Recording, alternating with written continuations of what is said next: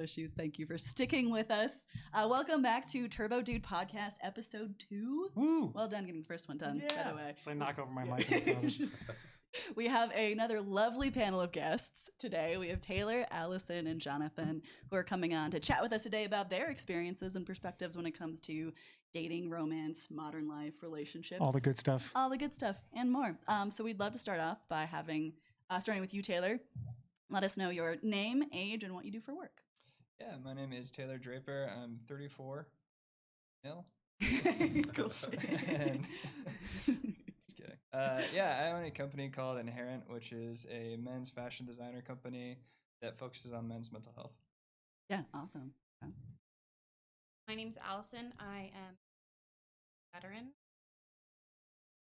master's in social work, concentration on trauma and mental health, and I work with. Can I have you scoot a little bit closer to the mic for Yeah, awesome. Everyone, just Better? real. What did Joe say before we real up close and personal, basically? Yeah, real up close Awesome. and personal with the mics. And then I'll have you kind of like swing yourself a little bit closer to us too, by the way, Taylor. Awesome. Because it's being a little bit strange. So no worries.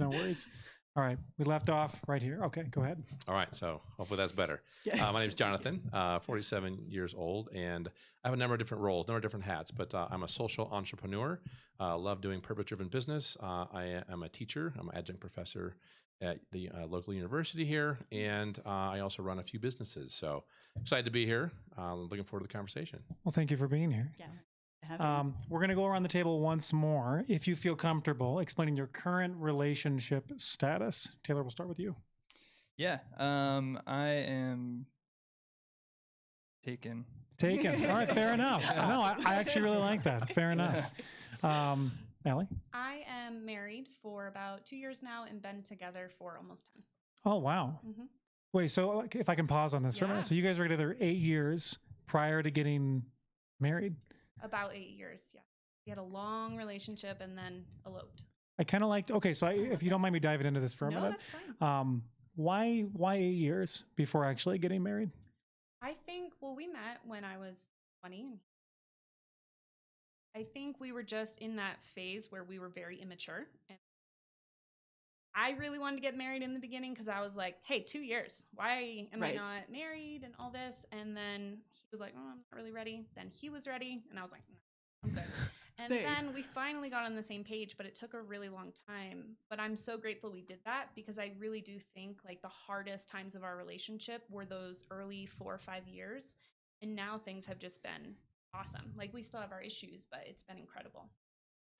Would you say it's an important thing to like date someone for a significant period of time prior to getting married? I do. I know a lot of people have the same thoughts I do. If you're not engaged within a year or two, something's wrong with you as a woman. Like that. Yeah. But if I had married my husband when I was 23, I would like to say we'd still be together, but the person I was then is not who I am now and isn't who I was when I. So I think that us growing through all these really important stages is so vital in our relationship. You said you were 20 when you first got together with your now husband. Yeah. Did you date a lot prior? I had one long-term relationship prior to that, and then I dated for one. Just kind of knew right away. Yeah, and then I was with my husband, and I'll make it quick. No, you don't have to. We're here all night. So we were both in the Air Force, and he showed up at my job, and we were like, oh, let's just hang out, because he was supposed to be away 4 months from that moment. So we were like, okay, this isn't going to work, because you're going to be deploying. We don't even know each other. And then we started hanging out. We really liked each other. And then I found out I was deploying too. So we were together 4 months. He deployed in January. I deployed in April. And then we were separated for 11. We've got an audio issue real quick. I'm also going to pause real quick. It seems like your mic is kind of cutting in and out. Would you mind scooting your chair kind of closer and seeing? Also, could you reach around the front of your mic and turn the top one all the way a little bit this way? It'll just go a little bit this way. Wait, that's the wrong way. Yeah, sorry, clockwise. There we go. Yeah, that's awesome. You got it. Yeah, no, that's good. Can you guys hear her better now in the chat? Can you say something real quick, just randomly? Hello. Can you guys hear that? In the chat, need your help. Yeah, we seem to be facing all of the technical issues today. It's good. to Better get in them out. episode 2 than later. Get them out at the second episode. Also, Oh, it good. looks like Okay, everyone sounds much better now. Good volume, awesome chat. You're the real heroes of Yes. tonight. Just make sure we all sit really close to the mic right here. Perfect. it's like it's a weird thing to get used to. Okay, Like- great. We cut you off. That's okay. Jump right back into it. Feel free. So we were together 4 months, and we're like, we're just gonna break up because it's too serious of a relationship to be separated for 11 years or 11 months. But we just really, really found something special with us. So we're like, okay, let's see what happens. So together 4 months, deployed and separated in different locations for 11 months. Oh wow. And then we moved out to Colorado when I got orders. So it was a really weird start, but it was definitely some of the hardest times in the beginning. And so now things have just been amazing. I love that, like not following. I feel like there's such a push when you're dating that like if you aren't married or engaged within a year, like something's wrong, right? Like that's kind of the social narrative. I think that's so ridiculous. Like everyone Definitely. has their own pace, and also taking that time in the beginning to like really make sure with someone and go through some of that hardest stuff. I think that's super beneficial. And yeah, I think that's awesome that you guys did that. Yeah, definitely. I wouldn't have it any other way. During the times, I definitely complained to my female friends a lot about like, what's wrong with me? Why aren't we getting married? I Like, don't have a ring on my finger. yeah, and does he not like me that much? Will it ever happen? But as time went on, I realized it was a lot less important than I didn't actually care about those things. It just was Right. the narrative that I had been told. And so once I stopped caring about that and just really focused on my relationship, it naturally worked out where we were both ready at the same time. That's awesome. Okay, very cool. Also, before we move on to you, Jonathan, I think that Taylor's mic is completely off now. What? It's What like it doesn't happened to have it? power. Wait, what? Okay, I'm going to figure it out. I'm going to figure it out. Listen, I would totally go over and do it myself, but I got it. I already took my got leg it. off, and I don't want to like hop around. Stay there, Joe. Again, team effort, right? Yeah, absolutely. Yeah, you guys are the best for being with us through this. I appreciate it. So weird. Yeah, Screen right? goes on. Oh, and we're good now. It looks like we're back. Hold on. I'm going to have you shift your chair slightly this way. Say And I'll have you something. shift slightly that way, and then you can see Yeah, where you are. okay. All right. Say something deep and profound into the mic, Taylor. We'll see if the Oh, chat can man. hear you. There we Deep go, and much profound better. on The the meaning of spot. life There you go, there you is. go. Everything's a flow. Perfect. That works great. Let's make sure that we can hear Taylor. But while Chad is responding to that, Jonathan, what is your relationship status, if you feel like sharing? Yes, absolutely. So married as well. So this will be my 20th year. So anniversary was in September. Oh, And Congratulations. Thank you. Yeah. And have two, I say little ones, but they're not that little because both of them, one of them turned 13, Oh, and the other one yeah. 15, like last month. Oh, wow. So love them dearly, but we were talking about a little bit earlier. It's like having teenagers in the house. Yeah. It's fun and a challenge. We'll just go with that. Yeah, this is recorded. So yeah, yeah. exactly. I got to be careful because they'll probably watch it later and then go, "Oh, really? Thanks, Dad." oh, yeah," and then I'll be in big trouble. How did you meet your wife? So we met in college, and kind of a similar situation where we dated for a couple of years. And I would add to kind of the question earlier of do you need to get married right away? No. And for us, and for me specifically, I tell people it's like it's one thing to date and be sure, and you got to know yourself, right? The other thing Yes. too is go travel together. You want to really kind of get into stuff quickly and Yeah. figure stuff out. I mean, traveling together, I think, is important. Living together is important. I mean, it depends on what does it for you. But I mean, for me, I really kind of figured out really quickly that you're different when you travel, and you're different when you travel to different countries. So that was the thing for us of, you kind of travel with other friends and it's like, oh, they do this weird thing or they do that bizarre. It's just different, right? Yeah. And then you learn really quickly about yourself and your weird habits because then you get called out on it. And about You can't avoid it you when can't you're avoid like it. together Exactly. for 72 hours straight. Exactly. Yeah. You're in a different country. There's just different stuff. And so you get to the bottom of stuff really quick. Yeah. And so that for us was, one, we were having fun. And it's like, well, you do this really weird thing. Doesn't bother me a ton. Yeah. I do this really weird thing. Does it bother you? Not really. So for us, it was kind of that, this is fun. Let's keep doing it. And so after a while, it's like, cool. We enjoyed doing this stuff and traveling and having fun. But yeah, we met in college, had a friendship before, we started to date. We met through like a mutual friend and it just kind of blossomed from there. We didn't get married right away either because in college, I went and traveled. That was kind of my dream, is to go kind of travel the world, which I cool. was able to do. And she stayed back and got her master's degree. And so it was that kind of situation of like, we're just going to put this out there, to the universe or whatever. Right. Yeah. And it's like, let's just see.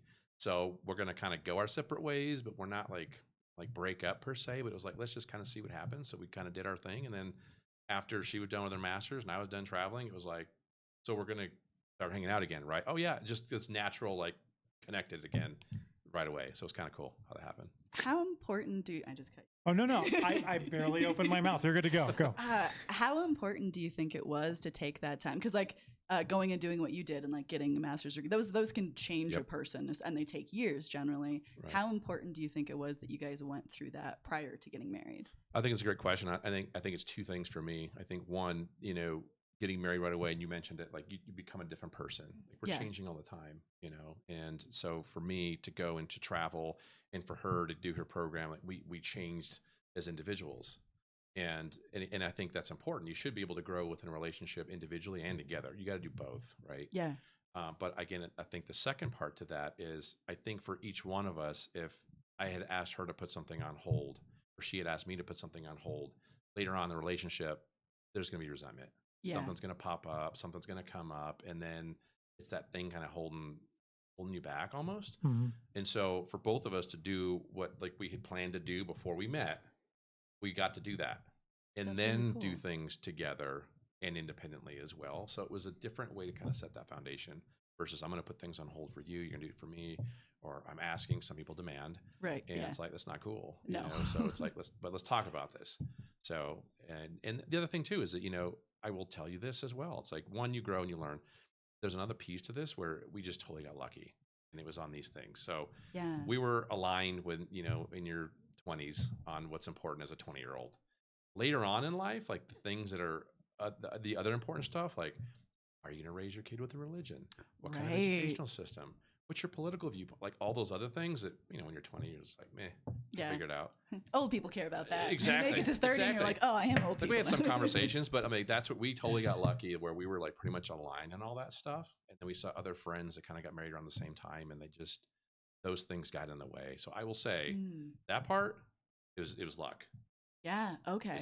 We got lucky. Yeah. So a lot of work and a lot of luck at the same time for 20-year marriage. I'm going to jump in. So you mentioned you liked the idea of traveling with someone before you get married or engaged to some degree. Is that what you were kind of saying? I would say even before you get engaged.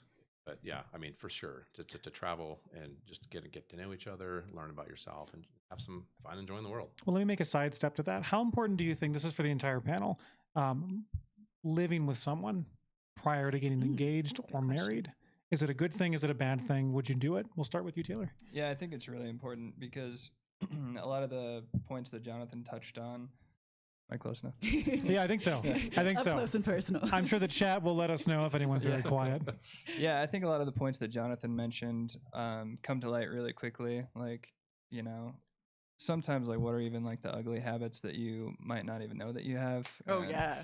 Is that like a deal breaker for some relationships and not? So, I think I honestly think that that's just a natural progression of a relationship as well, is to move in first and get to know that person even on a deeper level. Would you ever marry someone you hadn't lived with? No. Okay. Solid no. Fair enough. Ellie, what about you? I'm really glad we lived together first and I do think it's really important. I know friends who haven't lived together first and things are really successful and that was good for them. I'm a really messy person, organized. So I wonder if we didn't live together and then we got married and then he saw my messiness, he'd be like, this is a deal breaker. Like, I am not into this. But though it's been a point of contention with us, he's learned to live around it, or like asked me to pick up the slack in this area, area. So we've learned to overcome it. Whereas if it was like too abrupt, like, oh, I'm married to this woman, hopefully we'll be together forever. She's super messy. I hate this. Really bothers me because it does. It really bothers him. I don't think it would have been as successful as it has been. Like we've learned to work Ooh, together. can you get a slight closer to the mic? Thank you. Yes.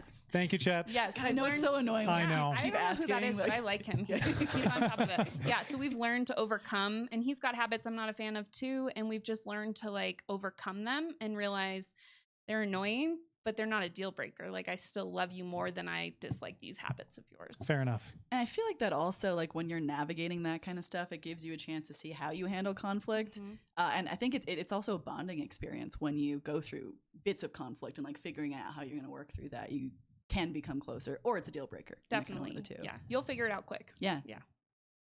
Thoughts? Absolutely. Well, just really quickly on the conflict piece, I think that's an Yeah. important piece too, because I think sometimes in relationships you have this assumption of, well, if you fight, it's not perfect, then that's right? Yeah. And it really is about, you're going to fight, you're going to get into arguments, and you need to figure out how, as a couple, you can overcome that, or how you can talk through it, and how you can adapt. So Yeah. I think that's another thing that you kind of learn for that. But I agree with both of these folks that absolutely, it should be one where you live with somebody because of everything they said. And just a quick kind of funny story around this is that so I grew up in a Hispanic culture. There's hierarchy, right? Yes. And so I remember going to my parents and telling them, you know what, I'm thinking about moving in, with this girl, and like here's what I'm thinking, and they were both like, we're not that comfortable with this, Right. And it wasn't like a no, but it was like, is this really a good idea? This was your parents, you said? This is my parents, right? Okay. Right. Yeah. So then this is what they did to me, and this is awesome because they were like, we're not going to tell you no, but you should go ask your grandmother, right? Ooh. So grandma, Oh, that's great. so grandma, who Very sneaky. matriarch of the family, very traditional, but just love her dearly. She's not with us anymore, but just one of my favorite people in the world. Super wise, right? Wise Yeah. about the world. So I'm going, oh no. Like we're done. So I'm like, okay, like the good grandson. I'm like, all right, so grandma, like here's what I'm thinking about doing. I want to move in with this girl, and she'd met her, knew her, and it was yes, you should. I'm like, wait, what? Oh yeah. So grandma was That's not where I like, saw that story going. so grandma channeling her right now. She said you should live with somebody before you decide to get married for all the things everybody just here described. Go grandma. So my parents' plan backfired. Grandma was on my side. It was Yeah. a done deal. They And did we that were- to themselves, honestly. Yes. So we're good to go. It was awesome. That's fantastic. I was married for 7 years. We were together for 10. Divorced just about 2 years now, and we didn't live together before we were married because I came from a very traditional background where like you don't do that. And even though I wasn't like as religious by the time I got married, I still adhered to that point of it. Like a big thing for me is I wanted at the time, I wanted something to be different, like being married. Like I was like, if we just live together before we're married, what's going to change? Not understanding that there's a lot of things that do change, when Right. you get married. And I think going forward, my parents are watching this, but yeah, I absolutely would live with someone if I was going to be in any kind of long-term relationship with them for so many reasons. I don't feel like you can hide the parts of you that you might want to when you're in relationship and contact with someone, living with them. Totally agree. Yeah. Do you feel like you were looking as at the marriage as a fix for some certain things that was going wrong? No, I don't think it wasn't it wasn't a fix. We were always working towards it. Like we spent 3 years dating prior, and worked through like a lot of stuff in theory. But it was like the natural progression. Like from the week we started dating, it was like I'm time. going towards marriage because like that's what you do, right? Like that's what you Right. have to do, which I no longer agree with because you can have all different kinds of relationships. Yes. So it wasn't a fix, but it was kind of an assumption it was always going to happen. And I think a lot more time could have been spent questioning that. Okay. Oh, no. It was something earlier. It was the mic Cool. thing. Yep, Awesome. we're good. Okay, awesome. All right, so I'm going to jump into the fun questions now, okay? There's a particular podcast out there called Whatever. Have you guys ever heard of this before? Whatever is I would say like a pretty red pill podcast generally, probably exists within the manosphere to some degree. And the host has generally put out this idea that women have dating and life on easy mode. Now, I would imagine, I'm going to preface this a little bit more by saying, I think that when he says women have when women have dating on easy mode, he's probably talking about like access to sex for women, and that's it. What do you guys think about that? Do women, we'll start with the dating portion first. Do women have dating on easy mode? I'm going to pause that real quick. We got a super chat. Oh, I yeah. just want to thank you so much for the super chat. The Car Wash Channel of Northern Pennsylvania and Ohio. Fantastic username. We really appreciate that. All super chats go directly to supporting the podcast, to what we're doing here. So if you want to keep having these kinds of conversations and listening in, super chat in. We'll make sure we read every one. Thank you, Car Wash. Yes. All right, go ahead. All right. Do women have do women have dating on easy mode? I think in the sex department, probably yes. I think that's been even just in society a running joke of like, oh, you're a woman and you want to have sex, then decide to have sex, and that's it. But I think that it's actually much harder for women to find a real connection with somebody, and that's probably hopefully the point of dating, right, is to find a true deep connection with another human being that you'd like to share that with. So no, I wouldn't say I agree with that. Okay. Let me jump on that real quick. So you said that women are looking for like a deeper connection. Is that what you said? I said I hope that's Hope so? the point of dating, is to look for a deeper connection with another human being. Yeah. Do you find like when you talk about like access to sex, like there's an interesting study. I think it was the 2021 GSS study. I think it was. I think I would generally agree that women have like a much higher degree of access to sex in particular, but they generally don't act on it. I want to say that like roughly 80% of men and women, they're only having sex in committed relationships, based on this 2021 study. It's interesting to me that like women are not acting on this access to sex in any way, and I'm curious like what you guys think about that. Well, I think that there is definitely, when it comes to women dating, there's this, I'm sure Joe knows, there's this danger, like context that comes in it. Yeah. Like I remember being young and going on a first date or something and being told, remember, send your location, make sure someone knows exactly where you are, the timeline, this, that. I remember being taught how to like put car keys in between my fingers. Yeah. So if someone like hurt me, like, so I don't agree with that. I think it's very different. And I think women may have more access to more choices, I would say, because the ratio is off. But I do not think it's easier because we also have to come into it with this like hope that we're going to be safe when we're dating and no one's going to try and harm us. And because there are some men, not all, and there's a select group of men who are really eager and can come off a little aggressive. And we're always worried, okay, am I going to meet this guy in public and he's going to be this wonderful person who I can move forward with, or is it going to be something where I have to be concerned about my safety? So I think that definitely plays a huge role in women dating. We actually talked about that last week. One of our other guests, Shaylee, brought that up. I think what she said was, you know, when men are dating, just as a general broad statement, they're like, is there a connection here? Do I find this person attractive? Like those are the questions that are generally top of mind. Where for women, and this has been my experience, it's like, do I feel like this person is going to physically harm me? Like that's the first question. Like, all right, let me start there and like work back to like, am I attracted to them? Like there's a different mindset, I think, that occurs within dating for women versus men. Definitely. Before I could even make an assumption on, okay, am I going to have a connection? It's okay, how am I going to make sure that I come home from this date safe? Like that's first thing on most women's minds, versus men are like, oh, I can't wait to meet this girl, like excited about that. It's women have this added layer of stress and fear just based off, unfortunately, a lot of tragic events that have occurred around modern dating. Yeah. We didn't talk about this too much. We're going to stay away from the R word. If anyone knows what we're talking about, we won't say it. Just don't say that. We call it just say essay. And you didn't say anything wrong. I'm just like, I'm like, preempting because we were getting into an interesting subject. Yeah. So we'll stay away from that. Also, another super chat from the Car Wash channel as well, saying sorry for the weird handle on this account. It's not a weird handle. It's a fantastic username. I kind of love it. Thank you again. We really appreciate the super chats. Did you have anything to add on this as well? Yeah, I mean, I would just agree that I think that is it easy for women overall? No. Are there aspects for men and women that are easier in different circumstances? It can be. But I think in general, it's definitely harder. I think women have to be careful. I think they have to be cautious. I've got a teenage daughter. So there's all kinds of things I'm learning about. And there are things that I grew up with that I'm aware of, watch out for these things. There's new stuff out there that I'm learning about that now you got to pay attention to, right? I think the other thing is this, when it comes down to, in another life, therapist and psychologist, right? looking at this from like an evolutionary psychology perspective, where you look at, you know, the individuals and the investment in what it takes. So for a man, the investment is low. They get to go out around and do whatever they want, however they want, right? And that's not necessarily a good thing. Right. For a woman, yes, safety is a concern, but then there's the added, you know, risk of, you know, getting pregnant.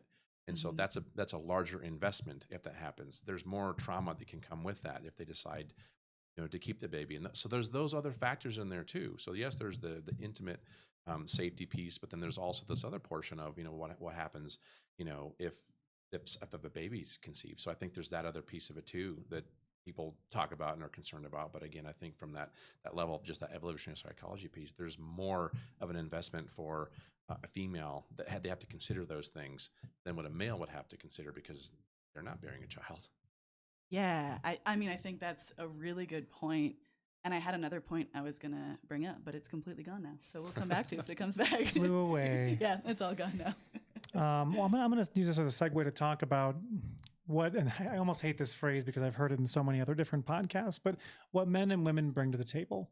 What I think is really interesting is I feel like prior to like no-fault divorce in 1970, men generally brought financial stability into relationships. That's obviously changing with more women in the workforce at this point. Are men keeping up with bringing enough to the table to be a suitable partner for women if they don't need to bring financial security to a woman because they're able to provide, like, you know, generate their own money at this point? Great question. I would love to hear the answer. I'll have to think about that, but I'm like, I did not see that one coming, but I like that question. I'll jump in if need be because I have my own thoughts on this as well. I mean, my initial reaction and thought to that is really this. So again, you know, all things being equal, if again, from that monetary perspective, and the roles are different, right? The roles were different, you know, 10, 15, 20, 30 years ago. I would say that, you know, for me, my first response was, okay, if all things are kind of being taken care of from the financial perspective and like in a household, well, the other piece that's really important that's blended in that is the emotional stuff. And I would say that from the perspective of most males, no, they probably aren't, because from an emotional perspective, you know, guys have been taught, and it's changing with younger generations, which is good. We're having these conversations now, but with my generation specifically, it was you don't cry, you don't show emotions, you know, you're the man, you're in charge, man, all that nonsense. And so I think that that's the piece where as these roles change, and I think it's a good thing. I think from a male perspective, those roles that we typically have not been told to do need to kind of change and go the other way. So there is more equilibrium, specifically from that emotional standpoint. If you don't have the emotional capability to have a solid relationship, or you don't know yourself enough to know, if you don't love yourself, how are you going to love another, right? I mean, I think that's the piece where I kind of come back to a lot. You have to have it all figured out sometimes, maybe not, but a good portion of it you probably do. And so from that piece of trust, of safety, you know, it's those basic types of things. If you have emotional stability, or at least the ability to have conversations and deep conversations and kind of figure it out as a couple, that's the piece that I think needs to happen more, because hopefully there's more safety and security and there's more ability for you to adapt and change versus there's this cold wall of ice of no emotion that doesn't cut it anymore.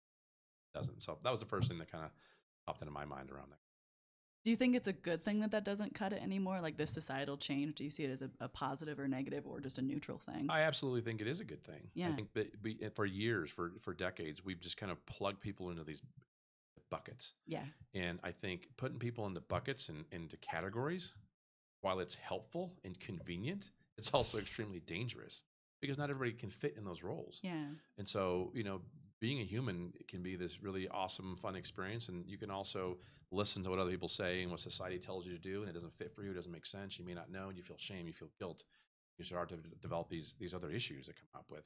And so I think that's the piece where people should be able to live their lives. I mean, again, within reason, right? But at the same time, I think to have that balance and that ability to lean on somebody, it's about your skill sets and your strengths as an individual and what you bring to the relationship. There might be skill sets I have as a male that might be traditional seen as female that my wife may not have. Yeah, right. Cool. I bring it to the relationship. So I kind of see it that way. It's like, what are you bringing together and how are you working together more as a team?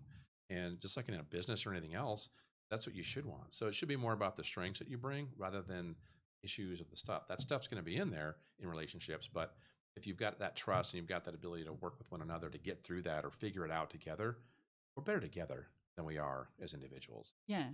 I think it's kind of how we're built. And what you said about the buckets thing makes so much sense to me, because I've had a lot of conversations with my parents about this. That like, well, you know, when I was young, this is how men were, this is how women were. You know, it's that kind of conversation where that was simpler in theory. That was simpler for the people it worked for. Like, if you fit in the bucket, fantastic. Great. Like, things are black and white and that's easy. But I think the reality is that very, very few people fit in those kinds of situations. And I think we need to adapt as a society to that. And I think we're kind of struggling to do that effectively. Agree. I would say maybe particularly with how we view masculinity and how men are in relationships. Something that I thought of was, I wonder if marriages, I know the rates are not great sometimes, but I wonder if marriages are happier now and more developed from choice. Because something I heard about like 5 years ago is, it's when people are like, oh, where's your better half? Or where's this person? And I hate that, because I am not half. I am whole. I am a whole person. He is a whole person. And now I get to choose someone who is kind, good, whatever traits I love and I want in a partner and a friend for life, I get to choose. Versus if we scale it back to earlier years, were people really choosing because of someone they wanted to be with? Or were they choosing because I need to marry into a wealthy family, so this is taken care of? Or this, were people choosing out of love or necessity? And so I'd be interested to see like the difference in happiness and marriages. Yeah, I think that's huge, honestly, because I experienced that kind of re-entering the dating world in the last year, where so many of my perspectives had changed on things. And like, I work for myself, I have my own money, I support myself, I pay for my own health insurance, which is like the biggest concern for me. And so I was like, I don't really care if I'm looking for a partner, I don't really care what their financial situation is in terms of supporting me, because I'm supporting myself. And so I don't have to be so concerned about that and worry about that. And it allows more choice and more options and not feeling stuck and being able to be like, how am I treated? How do I feel in this relationship? Is it beneficial to me? And if so, awesome, I'll stay in it. Yeah, for me, I think it's more of like the philosophy that you're looking at it from. Like, if you're looking at it from, you know, traditionally, you know, males are the provider, the husband's the provider, whatever we're using these days. But like the thing is, like, why does that matter? And that's kind of the question that I was just like thinking about. Like, why does that matter? Like, why isn't the connection the first thing that comes to your mind when you have a partner with that? And yeah, just like everybody else has been said, like, when I'm looking for somebody, I'm looking for somebody that has their own dreams, their own ambitions, they're self-sufficient by themselves. They don't need me to fill some kind of hole. We can be whole together and better together. Yeah, like, that just makes me like wonder why we're still even talking about that kind of stuff, because I feel like that's so antiquated in our, just with how life is these days. But I don't know, maybe I'm wrong about that. I think go ahead, John. Go ahead, you're good. Why do you think people, like, do you think that there is a reason why people are sort of stuck I think it's definitely in like an age range. Okay, yeah. like a phasing like a out generation. sort of thing? Okay, yeah. Yes, generational, yeah, I definitely think it's a generational thing, which is unfortunate, but it's also, to me, like one of those things where it's like, they didn't have access to perspectives that I think we have now, that we have to kind of acknowledge that we've gained from like progression, whether that's from relationships or from like society or even technology or things like that. Yeah. So it's much easier to be connected to everyone with a box and hear everybody's thoughts than it is to like, yeah, this is the way I was told to do it. And so when I go into my house, I am isolated in there, and there's like there's a little phone with a wire to it, and that's the only way anybody can talk to me. Like, that's tempting some days. Well, I think you touched on something really interesting. You talked about self-sufficiency with partners. I think that's a huge reason why like the kind of manosphere and red pill like areas exist currently. I think that a lot of men in those spaces don't know what to do if they're not the breadwinner of a particular relationship structure. And I think that leaves them flailing. I don't think they have any idea what they're supposed to bring if it's not that. And I think that's a really like messed up way to go about looking at a relationship. Not that like financial disparity relationships can't work. I mean, of course they can, as long as you're not lording it over your partner. Yeah. Yeah, and sometimes you'll get in situations where financial situations change and dynamics have to shift, and like somebody has to help, Yeah. more until things go back to how you want it to look in your relationship. So it's why do you think that people, or why do you think that men? Do you think that's a generational thing? These specific people you're mentioning, or do you think that that's more of like the majority? I think it's a complicated question. I think it comes out of a bunch of things. I think the left I think the left for a long time wasn't doing a very good job reaching out to young men in particular. I think we generally saw discussions of toxic masculinity as the only discussion about masculinity, and that made large groups of men turn toward people like Andrew Tate, like a number of other like red pill podcasts out there that offered something that was like, no, it's okay to be masculine, which it totally is, by the way. Yeah. I think it's fantastic to have traditional masculine traits. The problem is these podcasts lean so hard into uber masculinity. I'm not even sure what I would call it besides like it's so much that it's like we need to return to like the 1950s. Right. And if it's not that, it's the highway. And I think that's a really damaging way. Also, it's not a reasonable or practical way to look at like the world the way that it exists now. Trying to get people to rewind the clock is not going to happen in the way that they think it's going to happen. So I think like the origin of that was a lack of good people talking to young men. And I think that the people that filled that power vacuum, or like that voice vacuum, whatever you want to call it, were not the greatest of people. And I think that they led a lot of young men astray, where they look at like extraordinarily transactional relationships with men and women. It's very adversarial. That's something Joe and I have talked about a ton. It's like women are out to get you. They're going to take your money. Like they're like, you need to watch out. And like, the problem is like 30%, I think, of what these podcasts say, and like the manosphere and the red pill worlds, I think 30% is about right. Like, yay, masculinity. It's fine to be traditionally masculine, but then they'll take it to like, you have to degrade women too, to some degree. Like they won't overtly say that, but it's just like, well, that means the pendulum swung back to toxic masculinity at that point. Honestly though, 100%. Well, that's kind of why I feel like we exist here. Yes. Is there's not a good middle ground.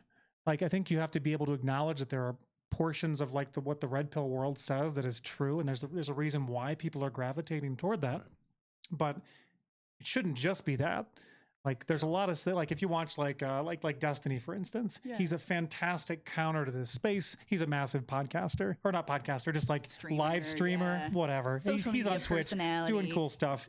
But he generally like for a period of time went on a lot of these red pill podcasts and just played like the antithesis of everything that they were doing. And that was like, I feel like I watched his stuff for a while and I was like, we need to do something similar to that, but maybe like more in the middle. I don't know. Yeah, just have more of those conversations.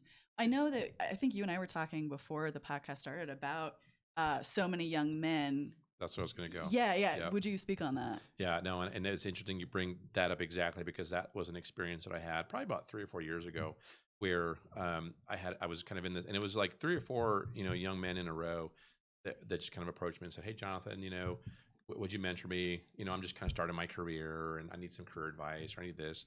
And that's kind of where it started. And inevitably for a while there, it would kind of all turn towards the real reason.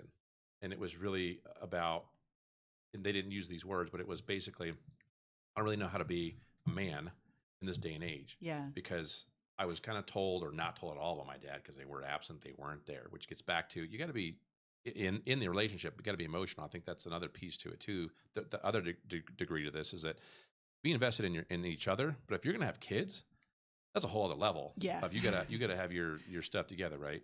But I think in this case, I had these young men coming to me and saying, "I'm confused.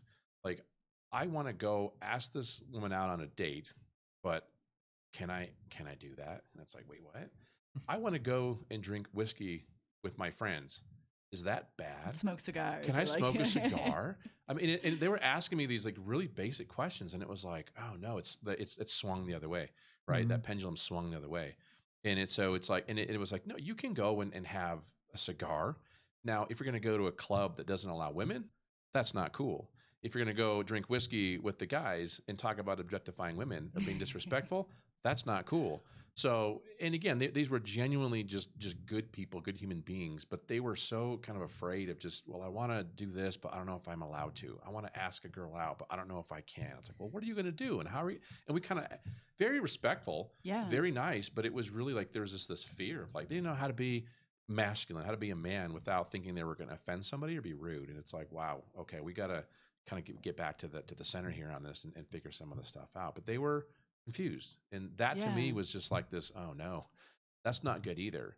You need women to be feminine and you need men to be masculine and then have characteristics of both kind of interchangeable. It's not just, again, back to the buckets. It's this or it's that. It's like, no, there might be a dominant characteristic or a trait. Sure. But you have these other pieces in there. At the end of the day, what's your strength? Where are you going to pull from? And how does that work you actually in that relationship? Yeah. Or just what do you want to do? Like, Right. Like, what do you have to define it by a label also? Exactly. Yeah. Do you think a lot of those conversations you were having with young men, do you feel that I've always felt like growing up, I heard toxic masculinity, like on repeat.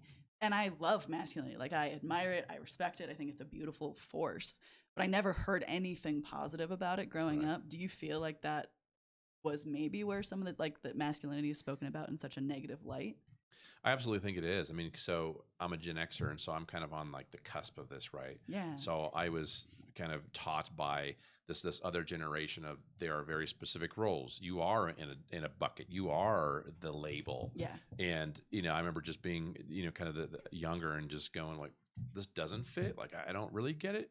I'm going to push back a little bit, but this doesn't make sense to me. But at the same time, it's like everybody out there was kind of doing it. And so then as I'm kind of going through college and getting in through relationships, then it kind of started to change more. And so for me personally, it was like, yeah, right on. Let's start, asking these questions. Let's do things different.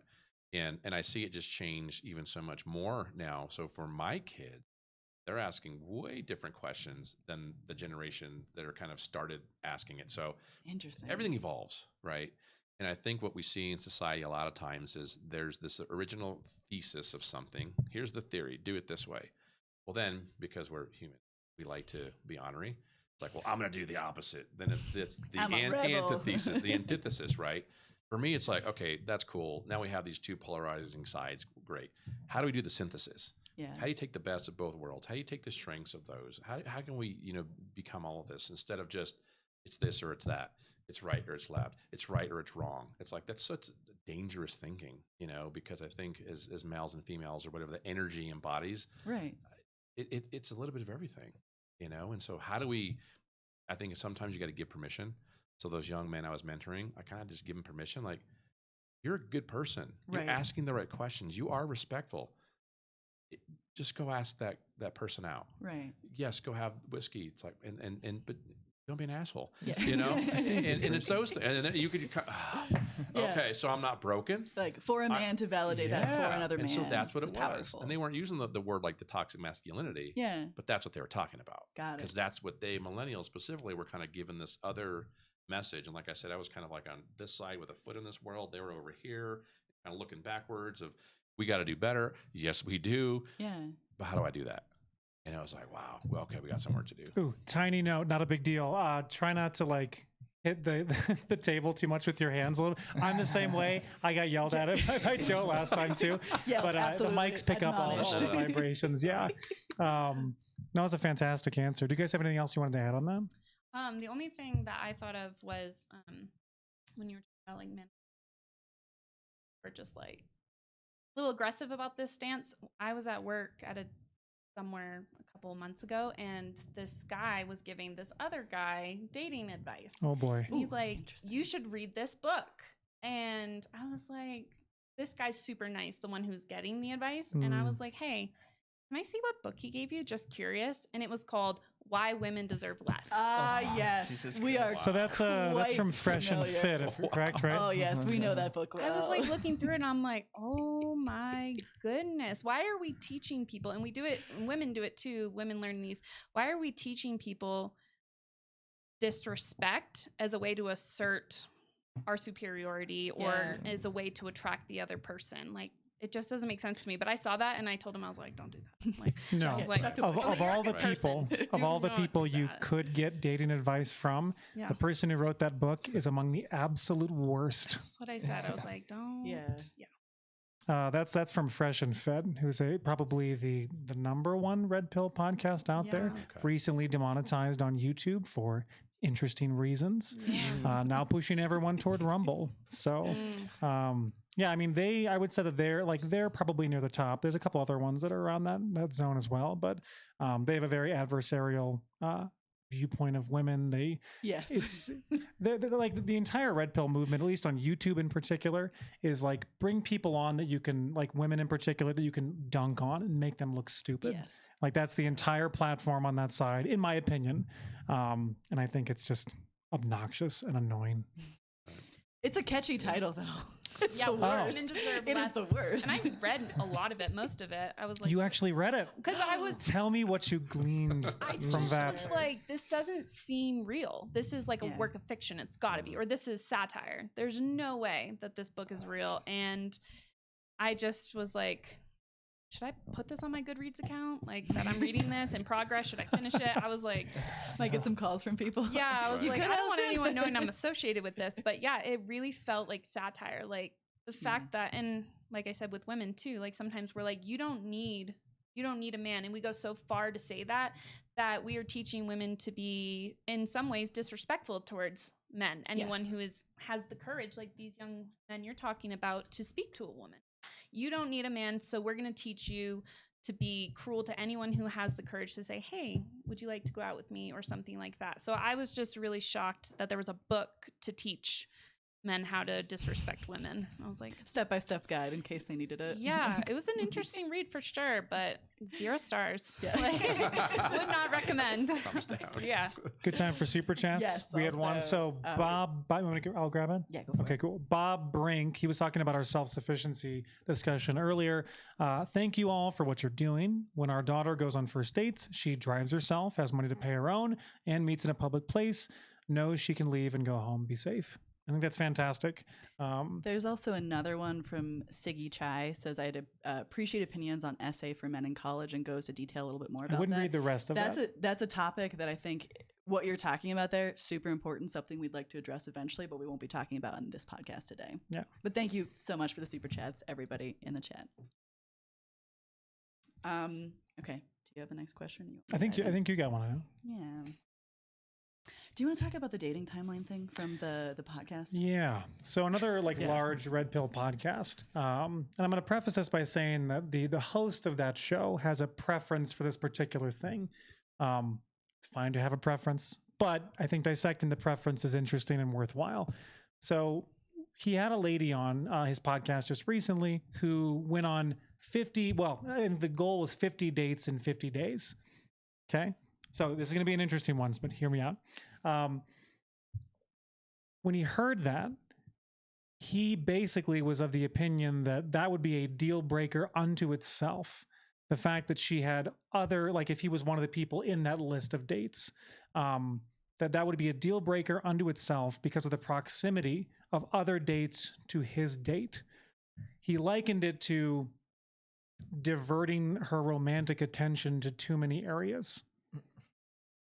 Now, I think that the 50 dates, in 50 days is obviously a little bit extreme to some degree. I think that was probably the point, if I were to guess. Do you think there's an issue with having a proximity of other dates to, let's say everybody here is single for a moment. If you found out that the person you were going on a first date with had other dates lined up for later in the week, would that be a deal breaker for you, or would it bother you at all? Absolutely not. Absolutely not. I feel like that's cute that you think you're that special. Thank you, Taylor. Are you serious? Yeah, no, like what? Yeah, I guess I would need to understand the context of this woman's like purpose, like what she was trying to derive from it. I can give you that from please. what I remember. And obviously, like, don't take my word for it. Feel free to go watch whatever's podcast. I'm doing my best to recall it as best I can. Yes. It's a long podcast. I think she really wanted to date as many people as possible to see if she could like find someone that maybe she would not normally have dated. Yeah, she was like But, having people. And the person she not ended up long term with, because I don't think she got that far, but the person I think she got to date 9, And after date 9, she's like, oh, like something felt very different about date 9. She chopped off all the dates beyond that, canceled on everybody. Like she had other people lined up, like I think like 2 weeks in advance, which is interesting unto itself. That's real scheduling work. There's no way I could handle that, by the way. You give me like 3 in a week and I'm pretty much done. But she cut off every date after that and then stopped talking to the people prior that she had gone on dates with earlier and was like, you know, hey, I met somebody, I'm going with this person, and that was it. And I think like the whole idea of doing that was to try to like meet people that would not normally fall under her dating purview, if you want to call it that. Which I think is a fantastic idea. That's great. I've always been a big proponent of date as many people as you possibly can, especially when you're younger, to try to find out like what your likes and dislikes. How else are we supposed to know? But there's the background on her. Yeah, thank you. I think that's great. Yeah, I mean, seriously though, like to me, that just sounds like an insecurity in that person of caring that much. Like if that really bothered you and you like, let's just say this guy felt an insane connection and he was like, this is the woman I want to marry, like this is the one or whatever. If he's not like communicating that to the woman, just being like, hey, oh, I do it all the time too. It's all good. Yeah, if he's not like, hey, I had such an amazing connection, do you feel the same way? If so, would you mind canceling the dates to see where this goes first? Oh, sure. I think that's a totally amazing way to go about that. But if you're just like, you know, if you're feeling like butthurt or whatever, like, oh my God, you have other dates? How could like, you? What's going on? And these are first dates we're talking about too. Yeah. Never having met this person before. Right. Yeah. But I still think that connection can come about in a first date, you know? Oh, absolutely. I believe in that for sure. But yeah, if you're not like communicating that side of it, like I felt this amazing connection with you. It feels really deep. Like, would you mind just seeing where that goes with me? Like, let's set up another date. Like, I think that's amazing and great communication, first of all. But again, if they're just getting butthurt about it, then I think there's some insecurities there that you should work on. Yeah, things that could be worked through. I think this particular host, Brian Atlas, was terrified of comparison, which I think is funny in a lot of different ways. He's got stuff to work on, as Taylor pointed out. I think like just the pure notion of having to be anywhere near the proximity of a different date means comparison, if I had to guess. And I think he was terrified of it, personally. It also kind of portrays a sense of ownership too. Like you Interesting that you came to that conclusion. Is that where he went with it? Or? No, that you're hitting on some of the things that I think are commonalities and common themes in that particular realm. Like if someone was like, hey, you're going to go on this date with me and you're going to cancel those. Like before even getting there. Like if you have a spark, having that great communication of, hey, I think we had a really good connection. I would like to continue this. That's different than before even going on the date. Nope, that's a deal breaker to me. Because if she is not completely dedicated to just me, this stranger she has never met, then I'm not interested. And that's this like sense of entitlement and ownership. And it's just like, I'm not interested in that guy anyways. So thanks for eliminating yourself from the queue kind of thing. Like I would not want to be with someone who thought it was okay to determine that they were my highest priority without even knowing me. Well, he essentially expected exclusivity before even meeting someone, which is so weird, crazy in my opinion. But I'm open to other ideas. If you guys agree with it, I'd be curious to know. Well, it's a sense of ownership, not just on her, but women. Like it's like the idea that you own, again, not Sarah or whoever it is. I am in charge of this person. Essentially, I get to decide that she's not going to have any other dates. It's about women, and it's really strange to me to think that people think that's normal. Or acceptable. Yeah, acceptable. And I think you're hitting on something else, just in general. Maybe this is the same topic, another one, I don't know. But I think that in general, what we're seeing right now from a societal perspective is more of, there's more of this focus on individuality, right? Yes. And so I do appreciate the fact that we are able to kind of do more things from an individual perspective. You can customize everything. You can make it you. It's unique. That kind of thing. And that can be good, right? Until you get into these types of scenarios, I think, where it's so individual and it's all about me, to Taylor's point, like, oh, I'm so special that I should, and it's like, time out. No, I think that's where it's dangerous. I mean, I do see we had issues in the 40s and 50s and 60s, right?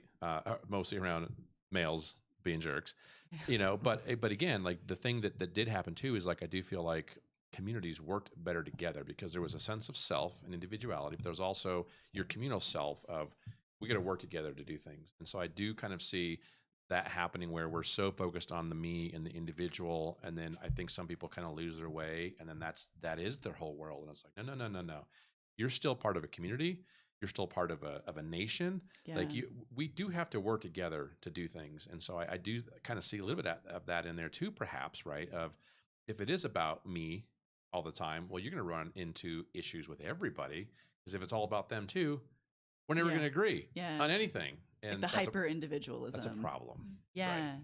I think I didn't actually even think about that when Aaron first told me about that story, but I think it's very accurate. It reflects sort of an exaggerated view of the like, I know my worth, like know your worth, but like within context of yourself. Know your worth, but be humble. Yeah, right? in relationship with other people. There's a fantastic comment. Yeah. Someone said it's just like the motivational poster says, you're unique just like everyone else. Exactly. I love that. Oh man. Oh. Let's see. I had a couple. I have a question. Yeah. Oh yeah, go for it. Go for it, Taylor. What does everyone on the panel think like the value of having these specific labels like masculinity and femininity is like in a modern society now? If, for example, we wiped the history books clean and we were just like, hey, my kid, there's a male sex and there's a female sex, and you can decide on your gender, you can be whatever you want. Do you feel like we'd still have these kind of, I guess, discussions even of like, what's it like to be a man, what's it like to be a woman, and what kind of actions are okay for each one to take? Like if we kind of erase gender. Yeah, well, yeah, I guess so. I'm more thinking about the label specifically. Yeah. So, and let me give it like a tiny bit of backstory, if I may, for a second. Like, go for it. So my company is called Inherent, and I'm a fashion designer, which is labeled already, if you know what I mean. Like yes, you would expect me to say you're a gay man or you're a gay man. Yeah. And that's most of us, and I'm bisexual man, but like that's most of us. And I grew up with no father and no siblings. I'm an only child. I've never met my dad. And one of the reasons I started this company and the mental health mission behind it was to give other men, specifically the brotherhood that I never had and the mentoring, like fatherhood opportunity that I never had, and get those connections for myself as well as for others, because again, like men's suicide rates is 3 times higher than women. We'll say self-delete from now on. Thank you. Worries, not a big deal. Appreciate it. Keep going, you're good. Yes. Yeah. That's 3 times higher, for men, and one man dies by that every minute of every day, which is really sad. And I think it's because of these kind of labels. So bringing it full circle. Like, so what do you think? So I guess, again, just to reiterate the question with that context, like, is there value for saying these terms now instead of just saying like the young men that Jonathan was talking to, like, why are you asking me about something that you want to do? Like, if that was removed, right? That's the question that Jonathan would have asked, right? You want to hit this first, Joe? Yeah, I think it's a really interesting question. I think maybe we place too much emphasis on the standards within those labels and like what you should be, what you shouldn't be. I think if they're just like a palette, like whoever you are, whatever you identify as, like, you're going to have aspects that are feminine, you're going to have aspects that are masculine. If we stopped assigning value to those things, like good or bad, I think they're both beautiful forces in the world. I think it's there's sort of, you have to adhere or something's wrong with you. And I think that's where a lot of really messed up stuff starts coming in.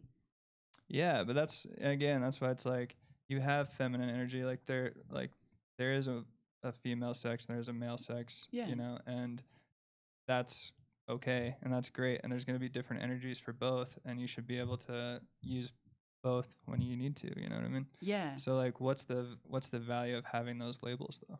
I think it's a really profound and kind of a difficult question, right? I Yeah. mean, the way I would look at it is, I think if you took them away or what, it could be dangerous. And I would answer it this way. I qualify it this way, where I think kind of your point of like, we put values. I think that the word that popped into my head was expectations. Yes. Like, expectations can be a very dangerous thing. And I would kind of answer the question this way. I think it's a starting point. And I think that's the difference versus, I think in society, it's the end. So you're male, you're female, the end. It's like, no. Let's start there. And then it can change. So when you're talking to little kids, I think it really is that whole thing. And here's the example for me: love and hate. Those are two things, diametrically opposed. I think we can probably agree at some point and have a conversation just on that. There's a whole lot of stuff in between there, right? That you're going to feel or go through, and subclasses of all that stuff. And I think it's the same way with this. But if we look at it as, this is the opportunity where I'm going to start with my kids and talk to them about being male and female. That's a starting point. And then as they grow and their brain develops and they start asking way more intelligent, harder questions, right? Then it changes. So I think if we start there rather than we end there and it never changes, that I think is when it's dangerous, because you're not allowed to change. There's the expectation. It's the there finish are rules, line. and it's like that. No, that doesn't work. Not anymore. Yeah, I think that's a really good way of putting that. I like that. Yeah, I wouldn't say that they're inherently bad terms. I think they're generally weaponized by people that are trying to take advantage of, people in need. So I would say that, as a way to give voice to certain characteristics and have a discussion about things, fantastic. Just trying to stop people from weaponizing them. This is something that I've been in therapy for years, and one of the biggest things that I've learned is the assigning value thing to everything. Because I came up with it a very religious upbringing where everything was good and bad, black and white. And so I felt like I was kind of trapped in this cage in my mind when it came to everything, because everything was good or bad, and I was one of the two. Yep. And learning to sort of unravel that and be it just is.